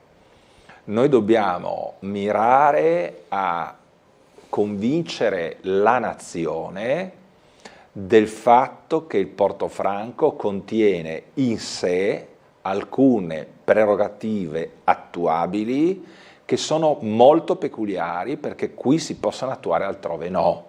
Questo è quello che noi dobbiamo fare, cioè dobbiamo, a mio modo di vedere, ripulire la nostra immaginazione da percorsi puramente pretensivi ma inutili e concentrarci sull'unico, diciamo non è uno, ma ve ne dico due.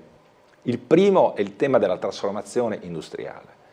Su questo c'è molto da fare, perché in realtà è ciò che la nostra città richiede.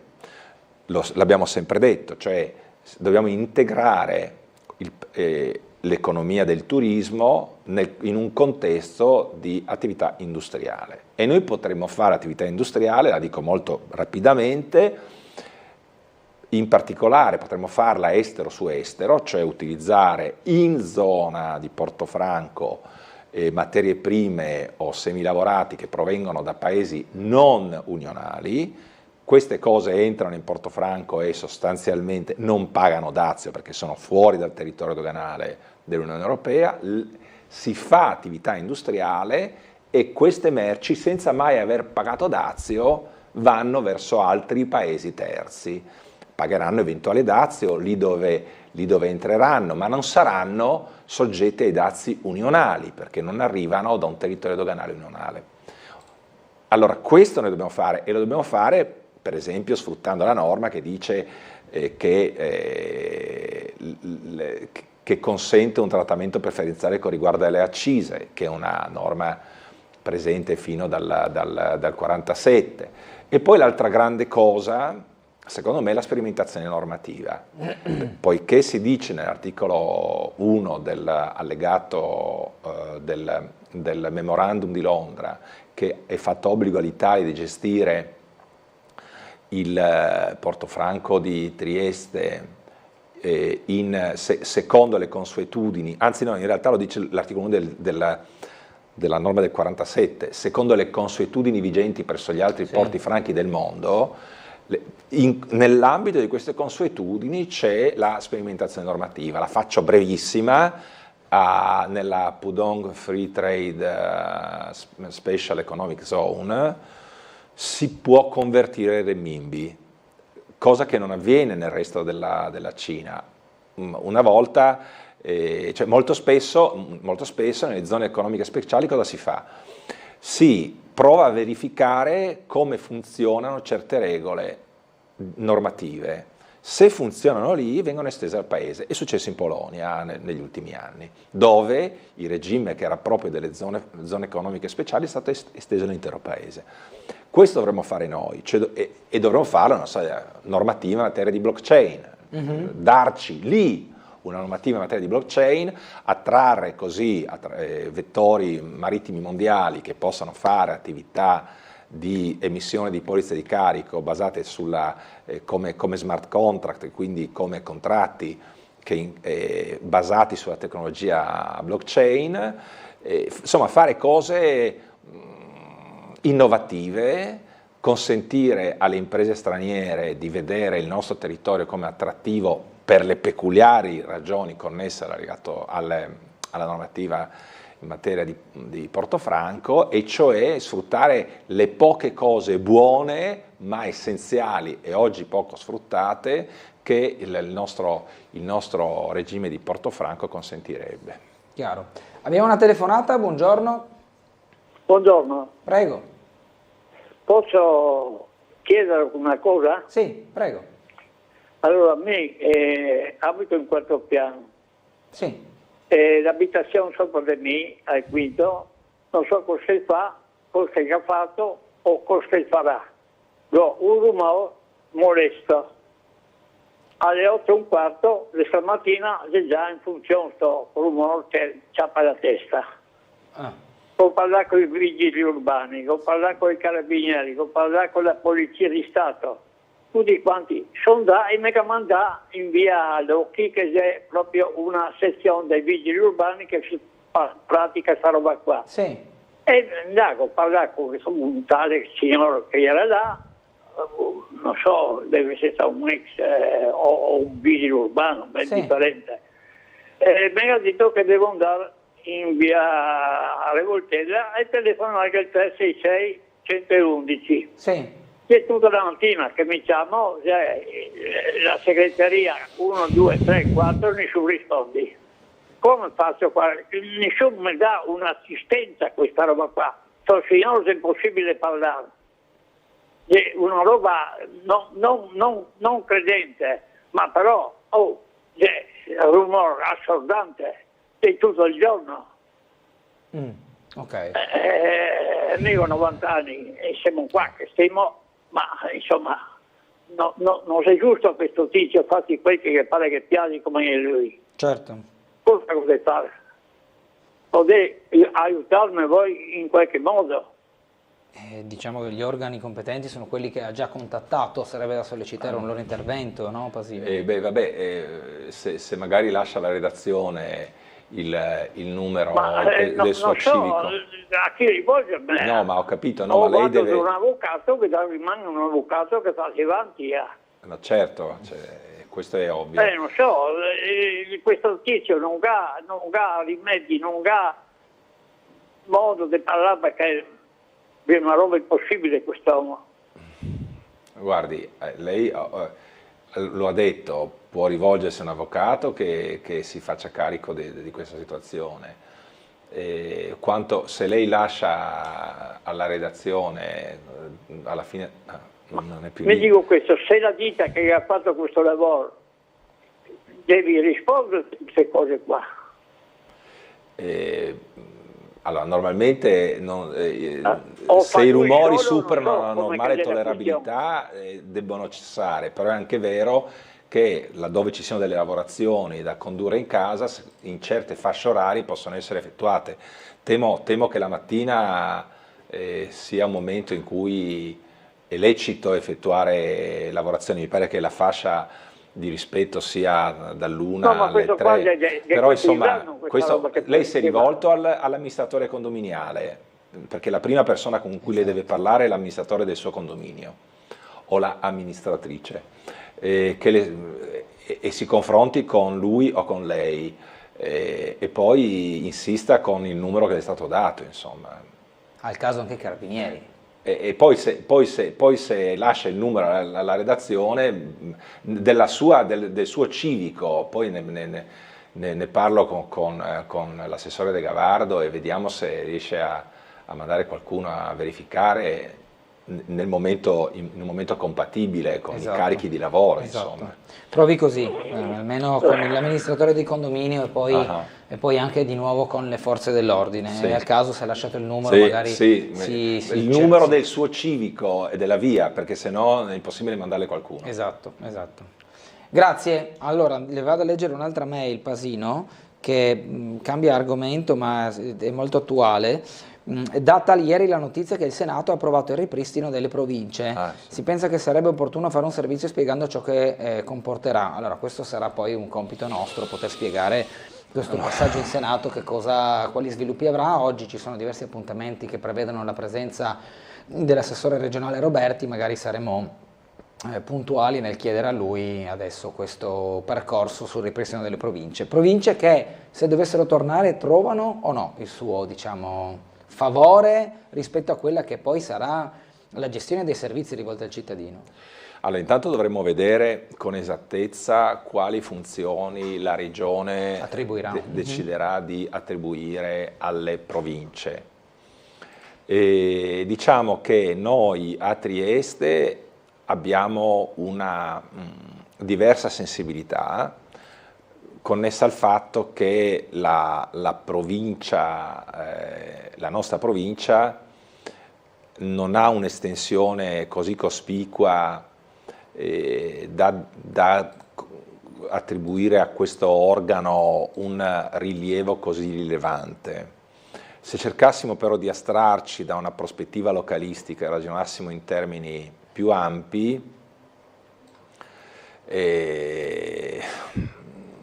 l'esistenza di un corpo intermedio tra regione e area comunale potrebbe apparire giustificato, ma, lo ripeto, qua si tratta di capire che funzioni si attribuiscono e solo allora sarà possibile esprimersi con riguardo alla efficacia e utilità di quell'organo, certo. Perché quello che nessuno vuole, e la ragione per la quale si era deciso di abolirle, era, fatemelo dire con chiarezza, era un poltronificio. Se ci si riduce a quello, francamente si tratterebbe di una misura ingiustificata. Chiaro. Abbiamo ancora una telefonata, poi volevo fare io una domanda se avremo tempo al consigliere Pasino. Buongiorno. Buongiorno, sono Luisa. Prego. Buongiorno signora Luisa. a tutti e due. Ecco, stavo pensando come cambia il tempo. Sì, sono Luisa. Sì, ci dica, ecco, la sentiamo. Come cambia il tempo? Voglio dire, per questo dico una nipote che studia giurisprudenza. Evviva. Ecco, a Bologna, il campus, lei avvocato saprà cosa vuol dire. Vuol dire che sono i migliori studenti che vanno là. Ho insegnato a Bologna. Sono andati anche da Mattarella, da 2 volte.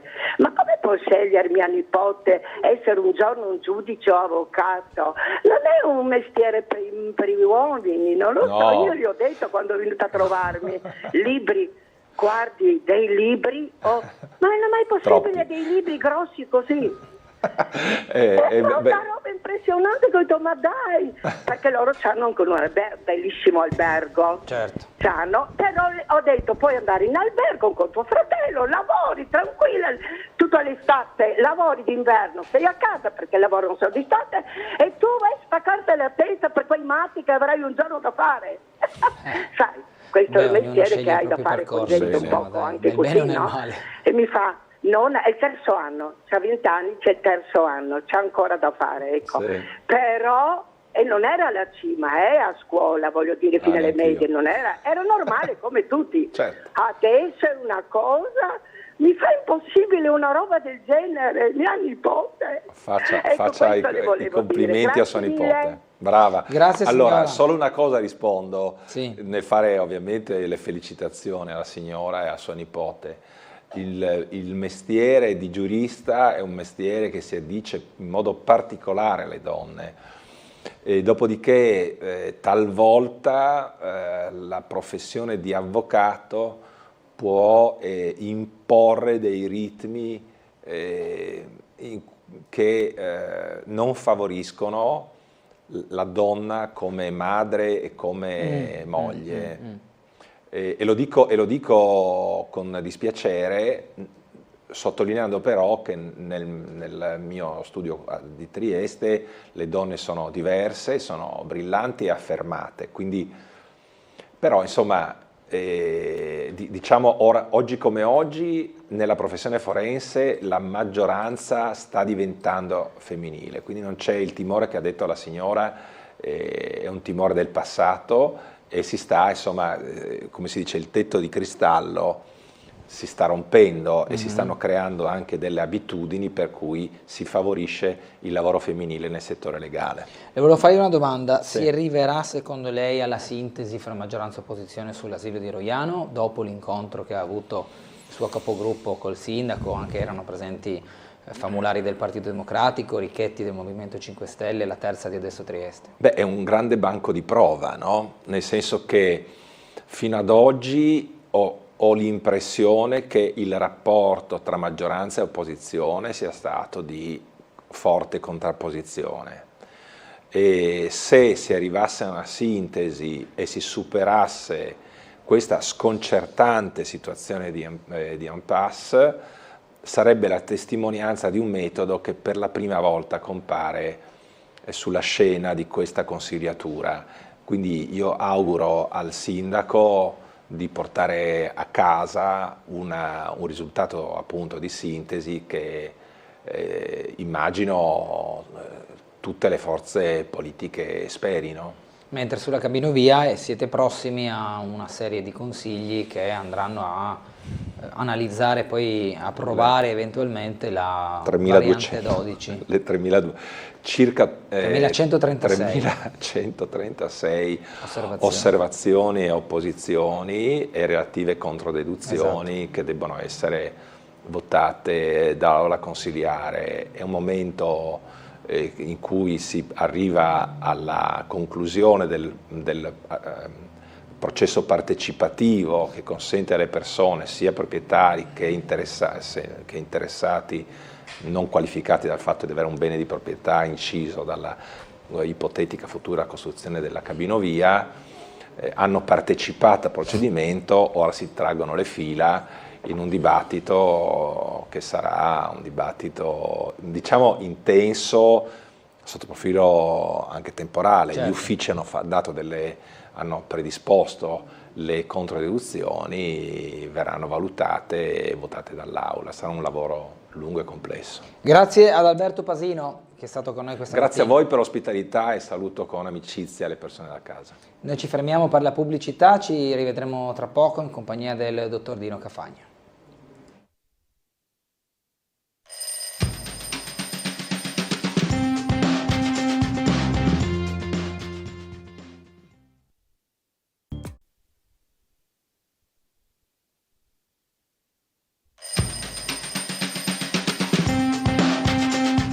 Torniamo in diretta con Sveglia Trieste in compagnia del dottor Dino Cafagna, esperto di storia e cultura triestina, che torna a trovarci. Buongiorno, ben ritrovato. Sì, buongiorno, buongiorno.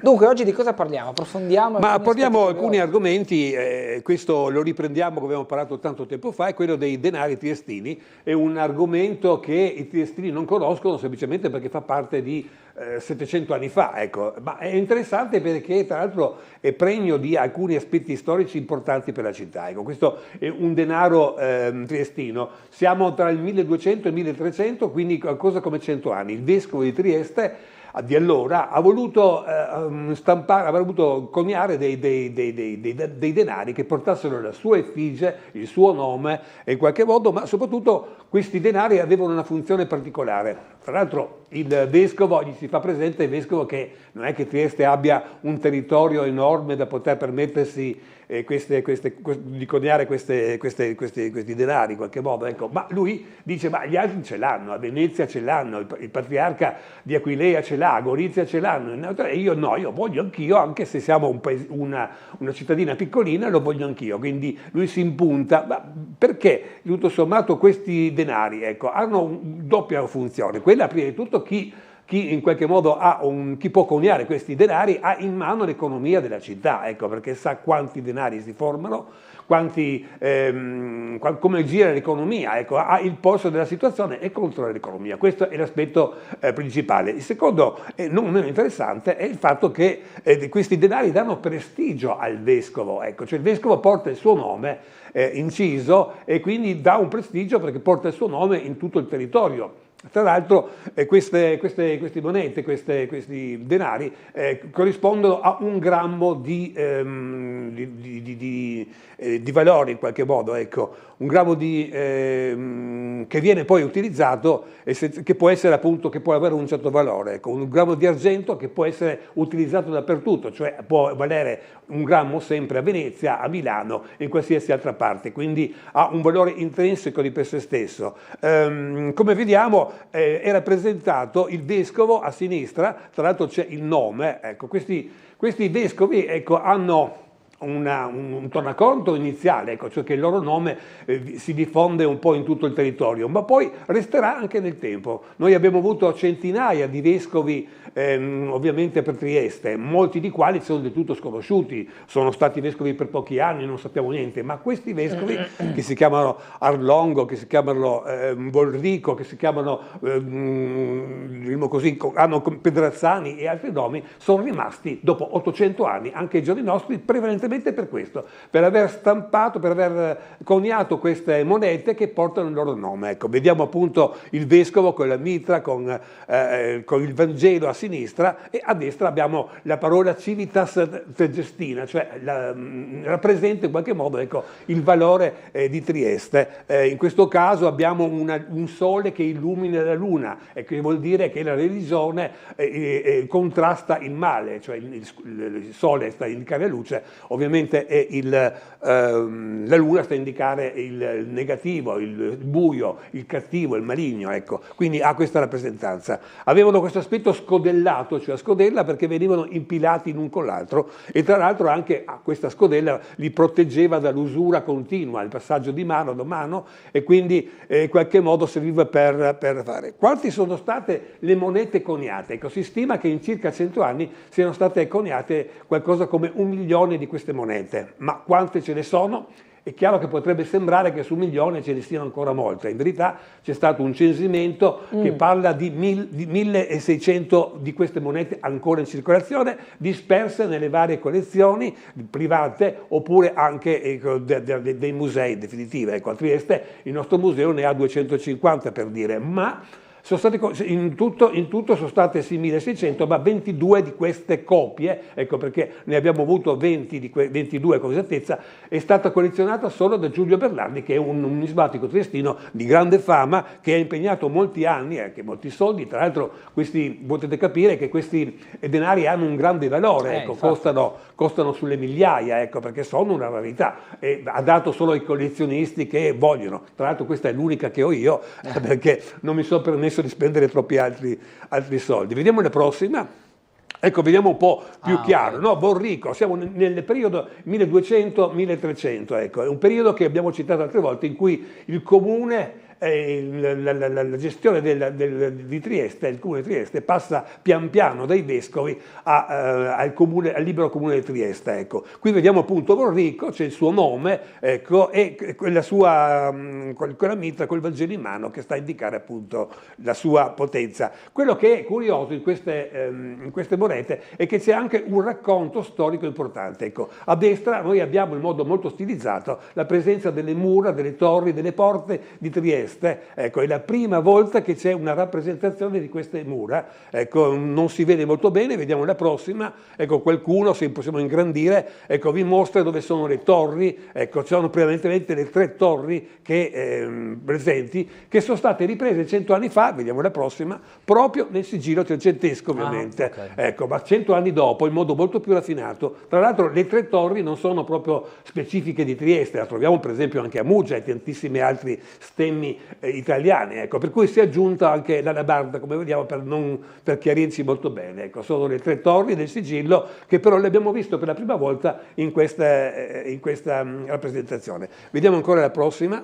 Ci sono tante cose da dire. Ecco, questa è una moneta molto interessante, datata 1250, in cui compare per la prima volta l'alabarda. Ecco, la vediamo su, un po' stilizzata, un po' rovinata, che fa da gonfalone, perché giù abbiamo un gonfalone. E ci presenta un discorso che però non lo faremo oggi, che ci spiega come mai l'alabarda, cioè che cos'è l'alabarda? Ecco, l'alabarda, la sappiamo, è legata alla leggenda che San Sergio, che è un militare, un legionario romano, arriva a Trieste, incontra il cristianesimo, si converte in questa nuova religione, una religione affascinante, ecco, monoteista, ricca, perché il Vangelo è molto ricco nei suoi aspetti, quindi molte persone in qualche modo appunto si convertono al cristianesimo. Poi lui va via, però va via nel senso che, essendo un legionario, deve combattere in Siria e in altre parti, però assicura ai propri amici triestini cristiani che quando morirà avranno un segno della sua morte, che sarà, come sappiamo, l'arrivo dalla Siria, per dire, di questa alabarda. Ma l'alabarda, che quindi viene in qualche modo sdoganata come un'arma, in qualche modo non è così chiara, ecco, perché ha una forma difficile, poi tra l'altro non è neanche un'alabarda veramente, esatto. Ha altri aspetti, ha un materiale che non si arrugginisce, che però non può essere diremo così abbellito con l'oro, con l'argento, eccetera, non si sa, è un grosso mistero, che in verità è stato sottoposto anche a degli studi chimici dell'Università di Trieste, che dà la possibilità che sia chiamiamolo sì, un'arma se vogliamo, orientale, perché questo tipo di lega, cioè ferro con solfato eccetera, che danno la possibilità, che danno questa caratteristica di essere sempre brillanti, di non arrugginirsi eccetera, siano di origine orientale, prevalentemente indiana, attorno al 2000, attorno al 2000, ecco, 2000 anni fa. Però a Trieste fino al 1200, fino a oggi, fino a quando nel 1250 non vediamo l'apparizione della alabarda, non se ne parla mai, non c'è scritto da nessuna parte, non lo troviamo. Per esempio, noi abbiamo in via Madonna del Mare la famosa diremo chiesa del quinto sesto settimo, quindi 1500-1600, che ha dei mosaici molto interessanti, perché raccontano alcuni aspetti della storia di Trieste eccetera, e hanno numerosi, diremo così, raffigurazioni, ma mai compare l'alabarda. In soldoni, ecco, adesso non la facciamo tutto lunga, ne parleremo la prossima volta. Sembra che l'alabarda, che appunto compare appunto nel 1250 circa, sia stata portata da chi è stato in Palestina, che è tornato e quindi ha portato questa lancia, questa rappresentazione, che poi non si è neanche convinti se è una lancia, perché in questo caso, come vediamo, è semplicemente un portagonfalone, ecco, qui è per bellezza, quasi fosse un giglio in qualche modo, ecco. Però questo è interessante, questo denaro, perché per la prima volta compare l'alabarda, che poi proprio in quel periodo in cui c'è il libero comune verrà presa come logo, se vogliamo, ecco, di Trieste, e da quel momento in poi sarà sempre presente, come a dire in verità ai nemici di Trieste in quel periodo, 1250-1300, libero comune di Trieste, che noi abbiamo San Giusto che è il santo, però abbiamo San Sergio che è un militare, è un legionario, e quindi noi ci sappiamo difendere molto bene. Se voi un domani ci attaccherete, abbiamo poi tra l'altro un'arma che abbiamo visto, poi un'arma forse non lo è, ma è un'arma che mostriamo ai nostri nemici, ecco. Da quel momento in poi l'alabarda diventerà, ecco. Quindi è interessante come per la prima volta compaia in questa moneta, questo discorso che casomai faremo un altro momento, ecco, dell'alabarda triestina. Dobbiamo andare in pubblicità, 9:15, breve interruzione, ci vediamo tra poco.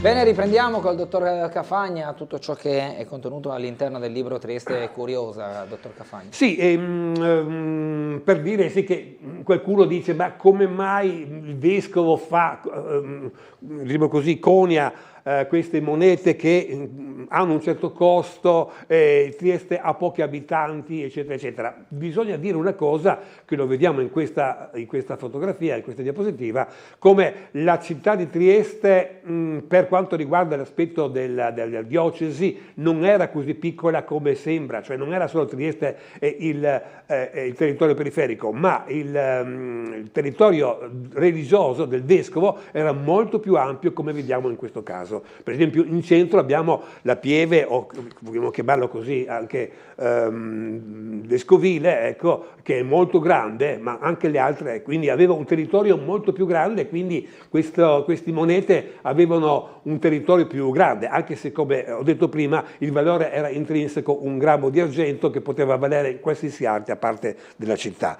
Vediamo la prossima. E qui introduciamo una cosa molto simpatica, molto carina, ecco, che sono i falsi denari triestini. Ecco. Qui abbiamo Luigi Cigoi, che è un friulano, ecco, noi parliamo sempre male di friulani, è un friulano che gestiva in qualche modo la Concia delle Pelli, aveva una certa esperienza di sostanze chimiche, ecco, però già da 12 anni, già molto giovane, aveva questo interesse per la numismatica, per le vecchie monete di una volta, ecco, le collezionava, le studiava, diventando tra l'altro un soggetto che oltre a una buona collezione aveva una grande esperienza, tanto che lui mise su un negozio appunto per facilitare lo scambio e anche aspetti culturali di queste vecchie monete, ecco. E andò talmente bene che guadagnava veramente molto. Faccio presente che il collezionismo è un fenomeno prevalentemente per ricchi, per benestanti. La popolazione semplice, la stragrande maggioranza della popolazione ha problemi di arrivare alla fine della giornata a cercare cercando di trovare qualcosa da mangiare, ma i ricchi signori, ecco, che possono permettersi di avere tanti soldi, che possono comprare anche queste monete costose,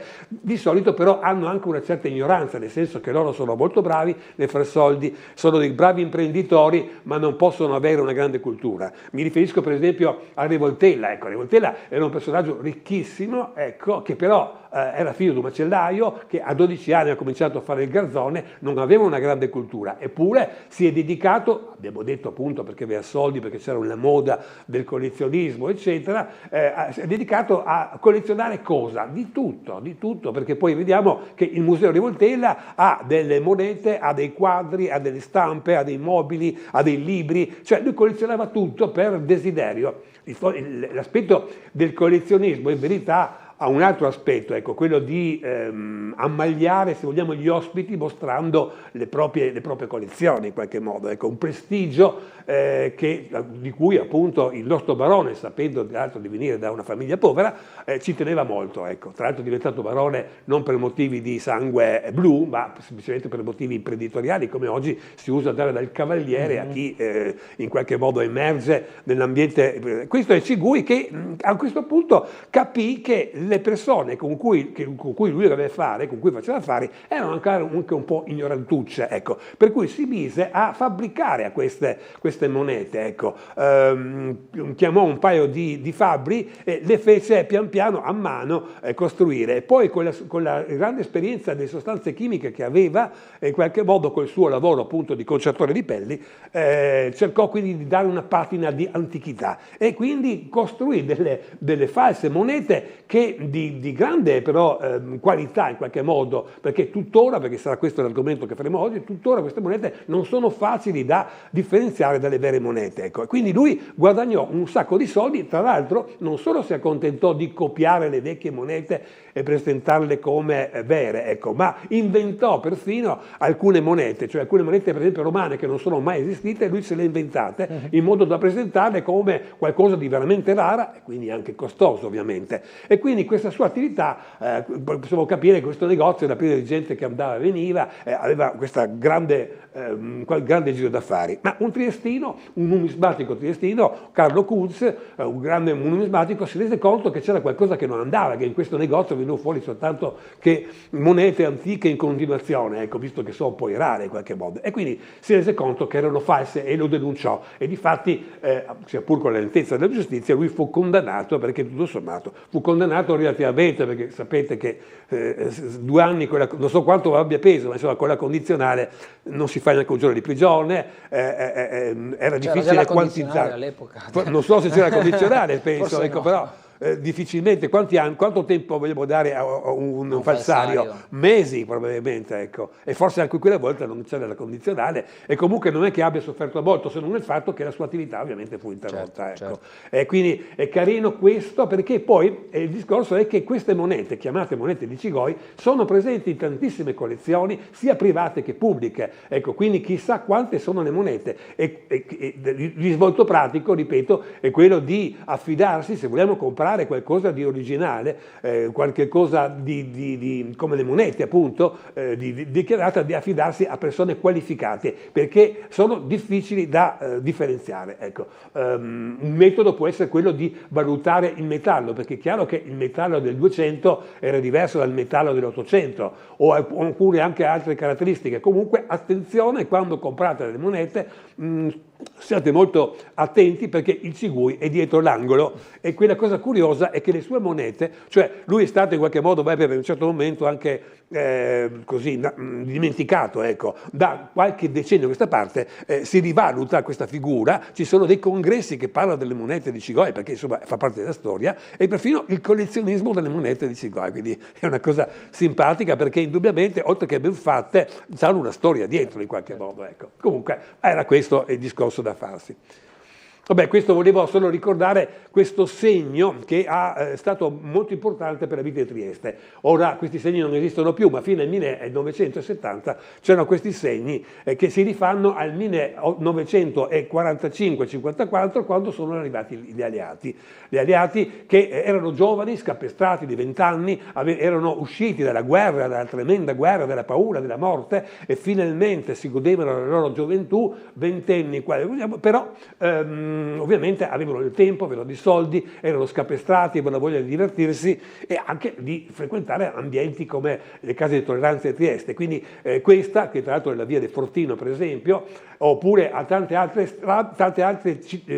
stradine, soprattutto di Cavana, avevano questo segno che c'è scritto in inglese, in americano sotto, off limits, cioè stiamo lontano, state lontani, è un ordine, state lontani da queste vie, da questo rione, e sopra in inglese Wild Street about, cioè state lontano da quest'area, da questa strada in qualche modo. Ma perché? Ecco, molti dicono perché c'erano le case di tolleranza, quindi si poteva prendersi qualche malattia. No, non è proprio così, ecco, perché innanzitutto le case di tolleranza sono nate proprio per quello, ecco, per ridurre il più possibile le malattie venere, e quindi non aveva significato, cioè quando entravi nella casa di tolleranza dovevi avere preservativo, dovevi avere disinfezione, e quindi si era abbastanza attenti. Non era quello il problema, anche se comunque le case di tolleranza erano abbastanza pulite, però c'erano sempre delle signorine che lavoravano in proprio e quelle non erano controllate e quelle erano pericolose. Faccio presente come una ragazza che faccia questo tipo di lavoro, se infetta, può infettare migliaia di persone in un anno, che a sua volta tornando a casa infettano le mogli, che infettano le amanti, eccetera. Quindi l'aspetto sanitario di questo tipo di lavoro, della prostituzione, delle case di tolleranza,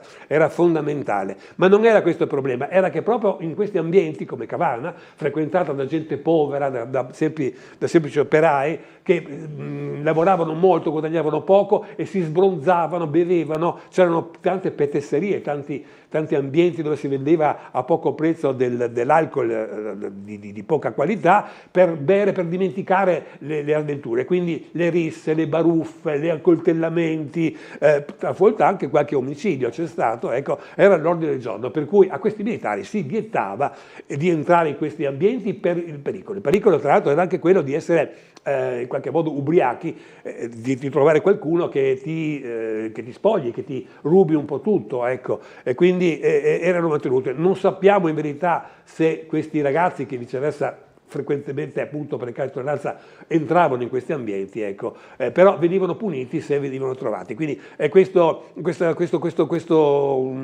rappresentazione, questa fotografia, vediamo la prossima, che più o meno è lo stesso, era molto frequente trovarlo in questa zona. Ecco, ci ricorda come non era permesso ai militari alleati, che tra l'altro erano giovani, scapestrati, avevano voglia di divertirsi, sicuramente a quell'età non si aveva voglia di andare a vedere i musei, le chiese triestine, si andava in questi ambientini, insomma, in queste case, che tra l'altro erano qualcosa come 40 concentrate in Città Vecchia, quindi era un ambiente, erano concentrate semplicemente perché tutte le città relegano questo tipo di attività, le case di tolleranza, in un determinato posto della città che sia possibilmente più periferico possibile, le famose zone rosse, rioni rossi in qualche modo, ecco, così era a Cavana allora.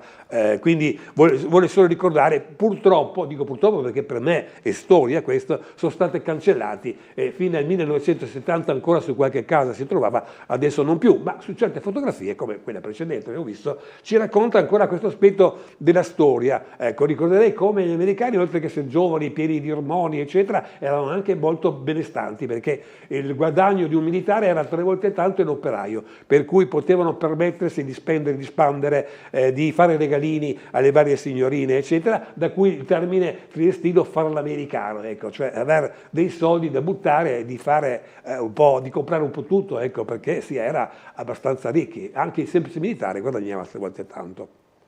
Vabbè, allora, questo è un altro argomento molto simpatico. Quando noi passiamo per Piazza Unità, troviamo queste sbrecciature, in qualche modo, dei muri del palazzo del municipale, cioè è il palazzo più importante soprattutto per gli estranei, per i visitatori, per i turisti in qualche modo. Ma come mai questo sindaco non mette a posto queste ferite? Vediamo un po' altri che ci divertiamo. Sì. Perché se passate per il municipio trovate questi danni, ecco, che sono brutti da vedere, sembra trascuratezza. Vediamo poi le prossime, perché tanto siamo là. Anche qui vediamo sull'angolo queste elevazioni, ce ne sono veramente tante. La prossima pare che non ci sia più. Insomma, praticamente vediamo sul municipio queste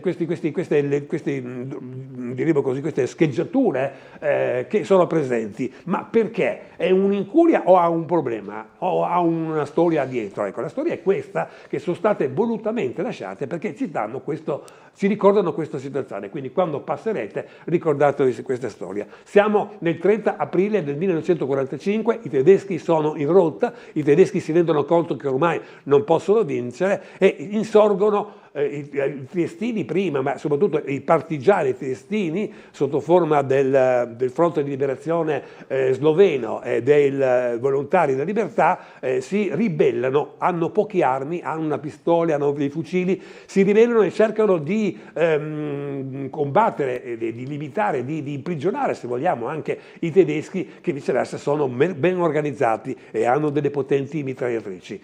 Ormai i tedeschi hanno capito che non possono vincere, ovviamente devono arrendersi, ma devono anche capire a chi arrendersi. Ecco, arrendersi ai jugoslavi era un problema molto grosso, perché loro avevano commesso dei gravi crimini nel Dalmazia e in Istria, ecco, avevano ucciso, avevano stuprato, avevano impiccato, avevano infoibato, ecco. Quindi la loro paura è che queste persone, jugoslavi, i militari jugoslavi, avessero questo odio e voglia di vendicarsi, cosa che, se avremo tempo, ne parleremo, è vera in qualche modo, come gli alleati non avevano niente da vendicare in qualche modo, per cui decisero di qualche modo cedere, sì, ma non ai jugoslavi, ma agli alleati, e quindi si asserragliano in 3 posti principali. Siamo appunto il 30 aprile del 45, i posti sono il Tribunale di Trieste, sono il Castello di San Giusto, che è inespugnabile sotto aspetti, e poi la Villa Gallagher su a Scorcola.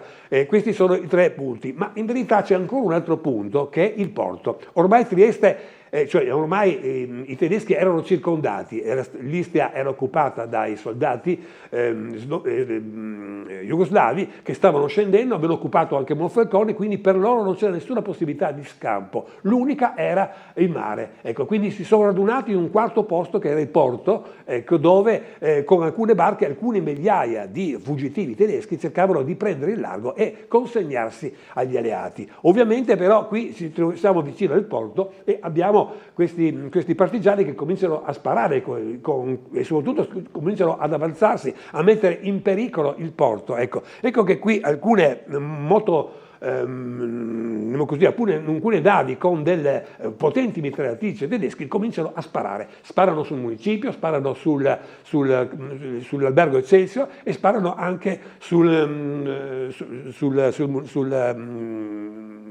luogotenenza, sulla prefettura di oggi, luogotenenza una volta, ecco, e creano questi danni che sono nototi, che vi fanno presente come di fronte a un fuciletto dei partigiani, qui abbiamo delle mitragliatrici che mettono a tacere subito. I partigiani ovviamente si fermano, non vanno sicuramente a cercare di conquistare il porto, e quindi queste mitragliatrici, il periodo è proprio quello, di un'oretta nel periodo del 30 aprile, ecco, fino a che il giorno dopo arriveranno, 1 maggio, arriveranno i militari jugoslavi, e il 2 maggio arriveranno gli alleati, che in Unione Zelandese soprattutto, dove i nostri tedeschi si sono arresi. Ecco. Però quello che è interessante è che questi segni sono stati lasciati volutamente per ricordare questo periodo, che significa la fine dell'occupazione nazifascista e l'inizio, se vogliamo, della libertà. Ecco. Quindi non è noncuranza del nostro sindaco, ma fa parte della storia che è stata voluta. Ma non tutti sanno, ecco, che passando di questa realtà, ecco, interessante. Dobbiamo andare in pubblicità, l'ultima, poi torneremo in compagnia sempre del dottor Cafagna per la seguente mezz'ora.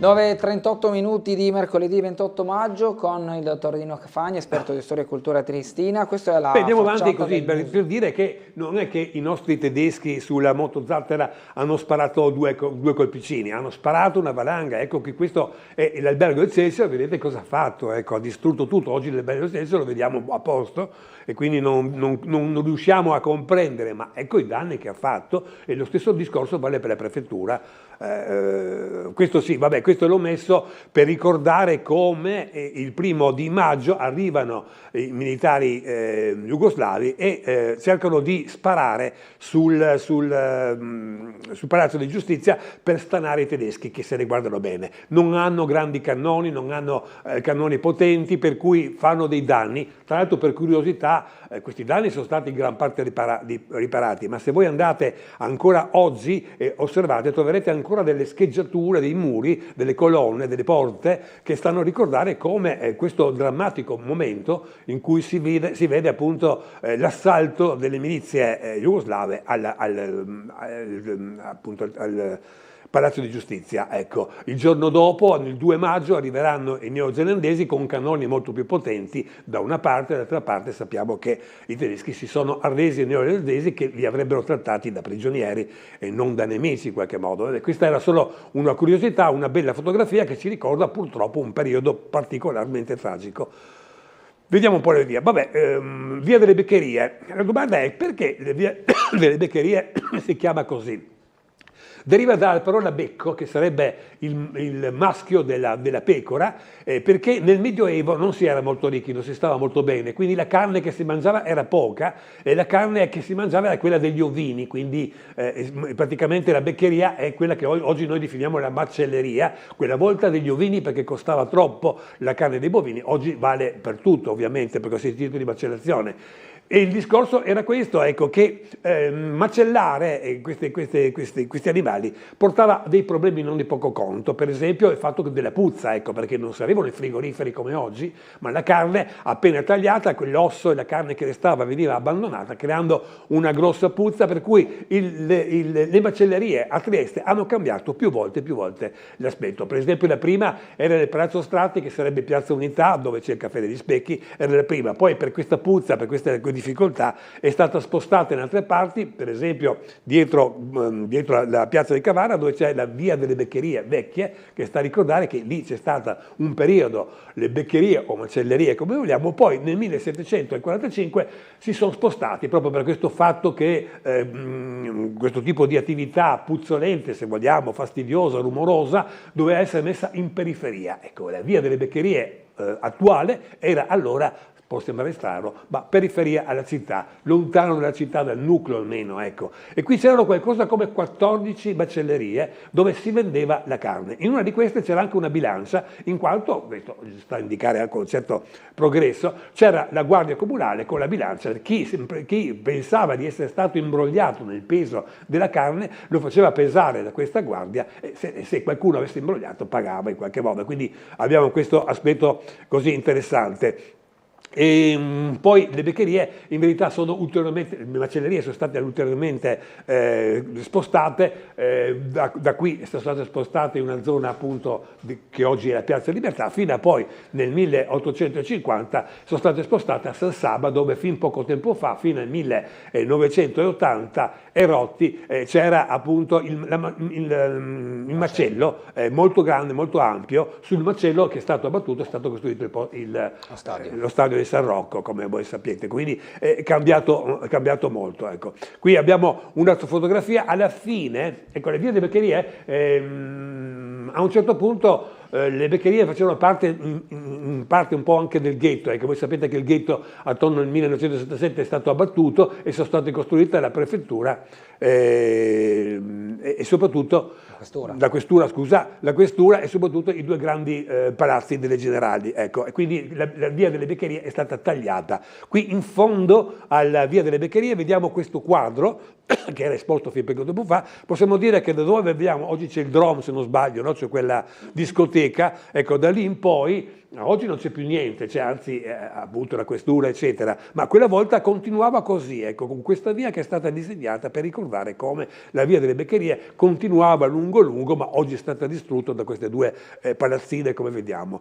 Vediamo la prossima se mi ricordo. Beh, sì, questo ci ricorda, cioè, all'inizio della via Palazzina troviamo queste queste artistiche, qualche volta così feriate, che ci ricordano le cosiddette iazzere di oggi, cioè quelle edicole di vetro e di legno che in qualche modo si espongono sulla strada e avevano la funzione di curiosare, di vedere chi era sulla strada, di vedere un po' chi suonava, casomai, perché una volta non esisteva il citofono, ma sono quelle, diremo così, inferiate, molto artistiche, che sono rimaste e che troviamo ancora in via delle Beccherie, che hanno qualcosa di artistico.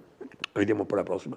Vabbè, qui possiamo parlare di un discorso molto, molto interessante. Ecco, il collezionismo che abbiamo detto prima, ecco, il collezionismo a Trieste nell'Ottocento ha avuto una grande fortuna per due semplici motivi. Da una parte abbiamo i ricchi signori che abbiamo visto prima, che guadagnavano delle follie. Ecco, ricordiamo, i ricchi signori ovviamente erano poveri, ma guadagnavano talmente tanto da permettersi, per esempio, la costruzione di un palazzo intero. Ecco, il palazzo Carciotti, il palazzo Goccedic, il palazzo Revoltella, il palazzo, la villa Bonomo, le varie ville, eccetera, possono portare il nome perché questi guadagnavano delle cifre incredibili. Ricordiamoci poi che tra l'altro era Portofranco, quindi non si pagavano tasse su molte di queste tipi di attività e quindi si poteva diventare molto ricchi. Come abbiamo visto prima, c'era questa tendenza al collezionismo, soprattutto di oggetti orientali in qualche modo, qualcosa di lontano, qualcosa di affascinante, qualcosa di, se vogliamo, tra virgolette, misterioso e così via. E quindi c'era questa moda del collezionismo da una parte, dall'altra parte ricordiamoci che Trieste era una città di mare, ecco, quindi molti di questi marinai, soprattutto i capitani delle navi che erano più istruiti, avevano capito che se riuscivano a prendere gli oggetti in questi posti lontani, ricordiamo Lloyd austriaco, Lloyd triestino, eccetera, che arrivava in Cina, che arrivava in Giappone, che arrivava in India, comprava degli oggetti locali di un certo significato, un certo valore artistico per pochi soldi, per poi rivendere ai ricchi signori a Trieste. E quindi questi due fattori, ricchezza e collezionismo, i marinai e diremo così, le navi che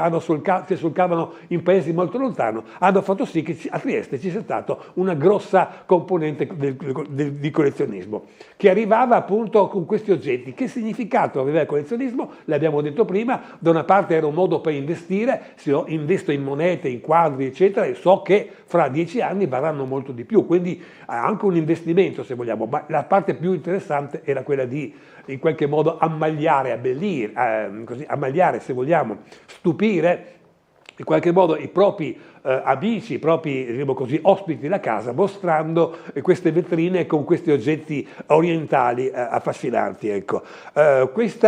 Questo senso del collezionismo era talmente forte che alcuni, soprattutto i più ricchi, arrivavano a questo che vediamo qui, che è un quadro che rappresenta la stanza orientale, cioè non c'era soltanto il mobiletto con tutti questi oggetti, ma tutta la stanza veniva adornata per fare appunto la stanza orientale, l'ambiente orientale. Cosa troviamo? Beh, allora innanzitutto diciamo chi è questo signore. Ecco, Massimiliano, c'era stata una certa competitività tra il ricco Revoltella, che come sappiamo anche lui collezionava di tutto, e il Massimiliano, che era ricco di famiglia, ma era soprattutto nobile, ma soprattutto era il fratello di Francesco Giuseppe, quindi poteva permettersi.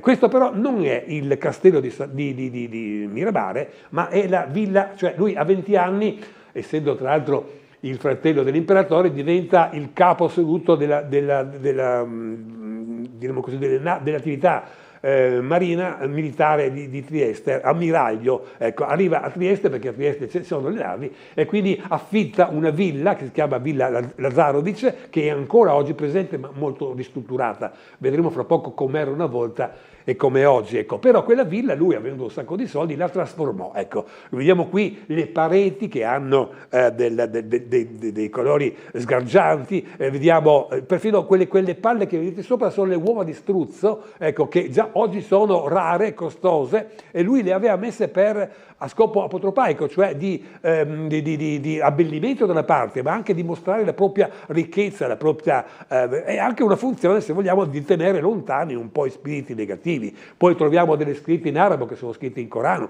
troviamo delle armi,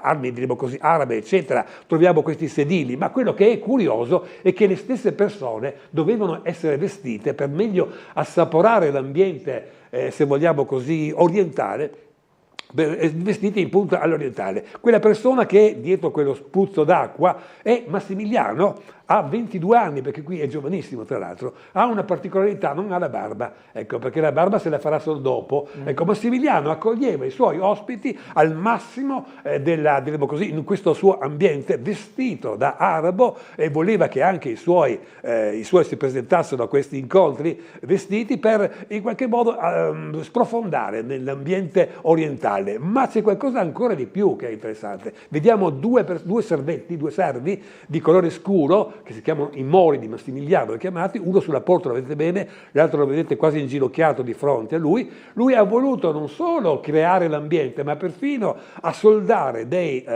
camerieri, chiamiamo così, di colore di pelle scura, perché in qualche modo riuscissero ancora meglio, ricorderei com'è allora la presenza di un cinese, la presenza di una persona di colore a Trieste era molto rara, ecco, per cui lui voleva stupire e soprattutto far assaporare questo ambiente orientale ai suoi ospiti, ecco, assoldando questi personaggi. Quindi siamo al massimo se vogliamo sì, del collezionismo da una parte e del voler stupire, del voler in qualche modo ammagliare i suoi ospiti, che allora a sua volta diffondevano in giro queste ricchezze, questa bellezza, questa originalità del nostro Massimiliano. Nella prossima vediamo come questi poveretti, questi poveri, diremo così, che hanno anche un nome che adesso non mi ricordo più, Mori di Massimiliano, lo vediamo che non sapendo cosa fare nel periodo si giocano con l'acqua, giocano con varie cose. Nell'alternativa, ecco, questo è un altro quadro. Quando siamo sempre nella Villa Lageritz, vediamo anche le prossime se me le guardo, magari questa la includiamo di più. Nella Villa Lageritz lui ha voluto crearsi, guardate la vista che abbiamo, siamo a Via del San Vito, oggi non si vede niente, siamo circondati da palazzi, ma quella volta Massimiliano, che era l'ammiraglio, poteva permettersi di avere questa visuale e soprattutto anche vedere le navi, poi in definitiva, che è quello che gli interessava un po' di più. Ecco, tutto questo è stato molto ridimensionato e tutti gli spazi che prima era un bellissimo giardino, oggi ci sono solo che palazzi grandi, per cui questa visuale non esiste più. Ecco, però è stato immortalato. Anche qui il nostro Massimiliano ha voluto pagare un pittore di allora perché illustrassero qualcosa come 18 di questi quadri, di 2 ne abbiamo visti, questo è un terzo, vediamo la prossima. E questa è la Villa Lageritz. Quella volta, ecco, aveva un giardino immenso dove c'erano anche delle gabbie, dove aveva degli animali esotici, quindi siamo al massimo della ricchezza in qualche modo, e oltre a quella veranda che lui ha voluto costruirsi, che abbiamo visto prima, ha voluto farsi costruire anche un castelletto che vediamo adesso, che è ancora presente, la villa è ancora presente, ma è stata ridimensionata. Come abbiamo detto prima, questo parco non esiste più, ci sono soltanto dei palazzi e così via. Quella torretta serviva a lui come ammiraglio per poter, abbiamo visto come si vedeva molto bene il mare, per poter controllare le attività di marina, soprattutto militare, da questo castelletto. Ecco. E dopo di qua lui ovviamente nel frattempo aspettava che venisse costruito il castello di Miramare, quindi questo è il posto prima di Miramare. Ma adesso dove è ubicata? Cioè, dove la identifichiamo questa villa oggi? Di fronte a, come si chiama, la chiesa di Sion, hai in mente? Ah sì, come no. Sì, ecco, di certo. fronte proprio Certo. c'è un cancello e si vede, e si può anche vedere un po' da porto, però è un po' affogata, e poi adesso sono appartamenti privati in qualche modo. Ecco. Quindi è interessante questa situazione. Siamo ancora al tempo, vabbè. Questa è una curiosità, ecco. Che però ha una storia un po' complessa. 1369 una barca triestina che portava del sale. Voi sapete che Venezia era potente, aveva una spina nel fianco che si chiamavano appunto questi barbari in qualche modo, che assalivano, questi pirati che assalivano in qualche modo le sue navi. Assalire una nave significava non solo rubare tutto il materiale, non solo portare via la barca, ma uccidere anche le persone. Questo era un grosso grosso problema per Venezia, ecco, con la quale quindi decise di organizzare per poter far fronte a questo grosso problema, cioè la gente non commerciava più con Venezia se c'erano questi pirati che uccidevano e che sequestravano tutti. Per cancellare questo problema grosso istituì una piccola flotta militare, ecco, che andando su e giù cercava di intercettare prima i pirati e poi arrivare perfino nelle varie insenature della Dalmazia dei loro villaggi e distruggerli. Quindi è riuscita dopo un certo periodo a sradicare completamente la pirateria. Però ovviamente la pirateria, quando l'hai distrutta, poco dopo si riforma di nuovo, e quindi queste barche, quelli di questi militari, erano sempre presenti. Avevano un certo costo, un notevole costo, e quindi Venezia ha cominciato a dire: ma perché devo pagare io per questo? Chi vuole quindi usare il Mar Adriatico deve pagarci una gabella. E quindi era una cosa fastidiosa, una cosa che non era facile. I triestini quindi non sono mai stati dei marinai, colpa questa legge, semplicemente perché hanno preferito commerciare con il Friuli, cominciare con il patriarcato di Aquileia, eccetera, e poco per mare. Difatti noi non avevamo in quel periodo né un grande porto né tante navi, ma soltanto delle navi. Una di queste, ripeto, stava veleggiando vicino alla costa, nella speranza di non essere intercettate da queste navi là. E viceversa, una di queste navi la vede, la rincorre. I triestini corrono velocemente, corrono verso Trieste, arrivano fino al molo di San Carlo, molo audace oggi, sbarcano, ma arrivano i militari che li circondano. I triestini però, avendo sempre, diremo così, odiando sempre i veneziani per questa loro pretese, per questa loro prepotenza, non solo bastonano le persone, ma uccidono il capitano. E questo è un grave affronto per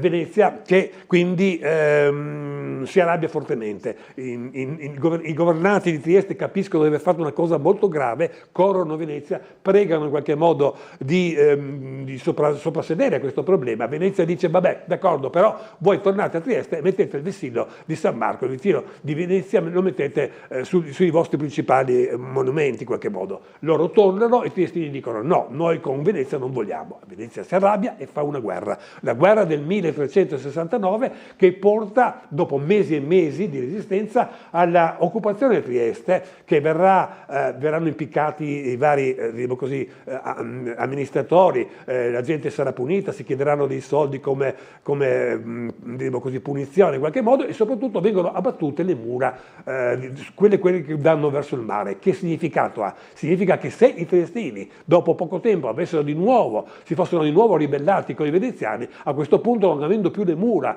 che avevano in primo momento difeso la città, essendo le mura ovviamente abbattute, i veneziani sarebbero tornati, avrebbero riconquistato Trieste e avrebbero punito. Ma non solo, fecero ben due piccoli, vediamo poi la prossima se abbiamo, la prossima ancora, due castelli. Uno che è il nucleo del castello di San Giusto, è un castello, un piccolo castello che aveva un bastione rotondo, che da quel momento è chiamato appunto bastione rotondo o Veneto, e un altro a mare, ecco, era il famoso castello a Marina. Questo castello aveva questo emblema, come emblema aveva sulla torre principale questo leone, quel leone di prima, dai. Okay.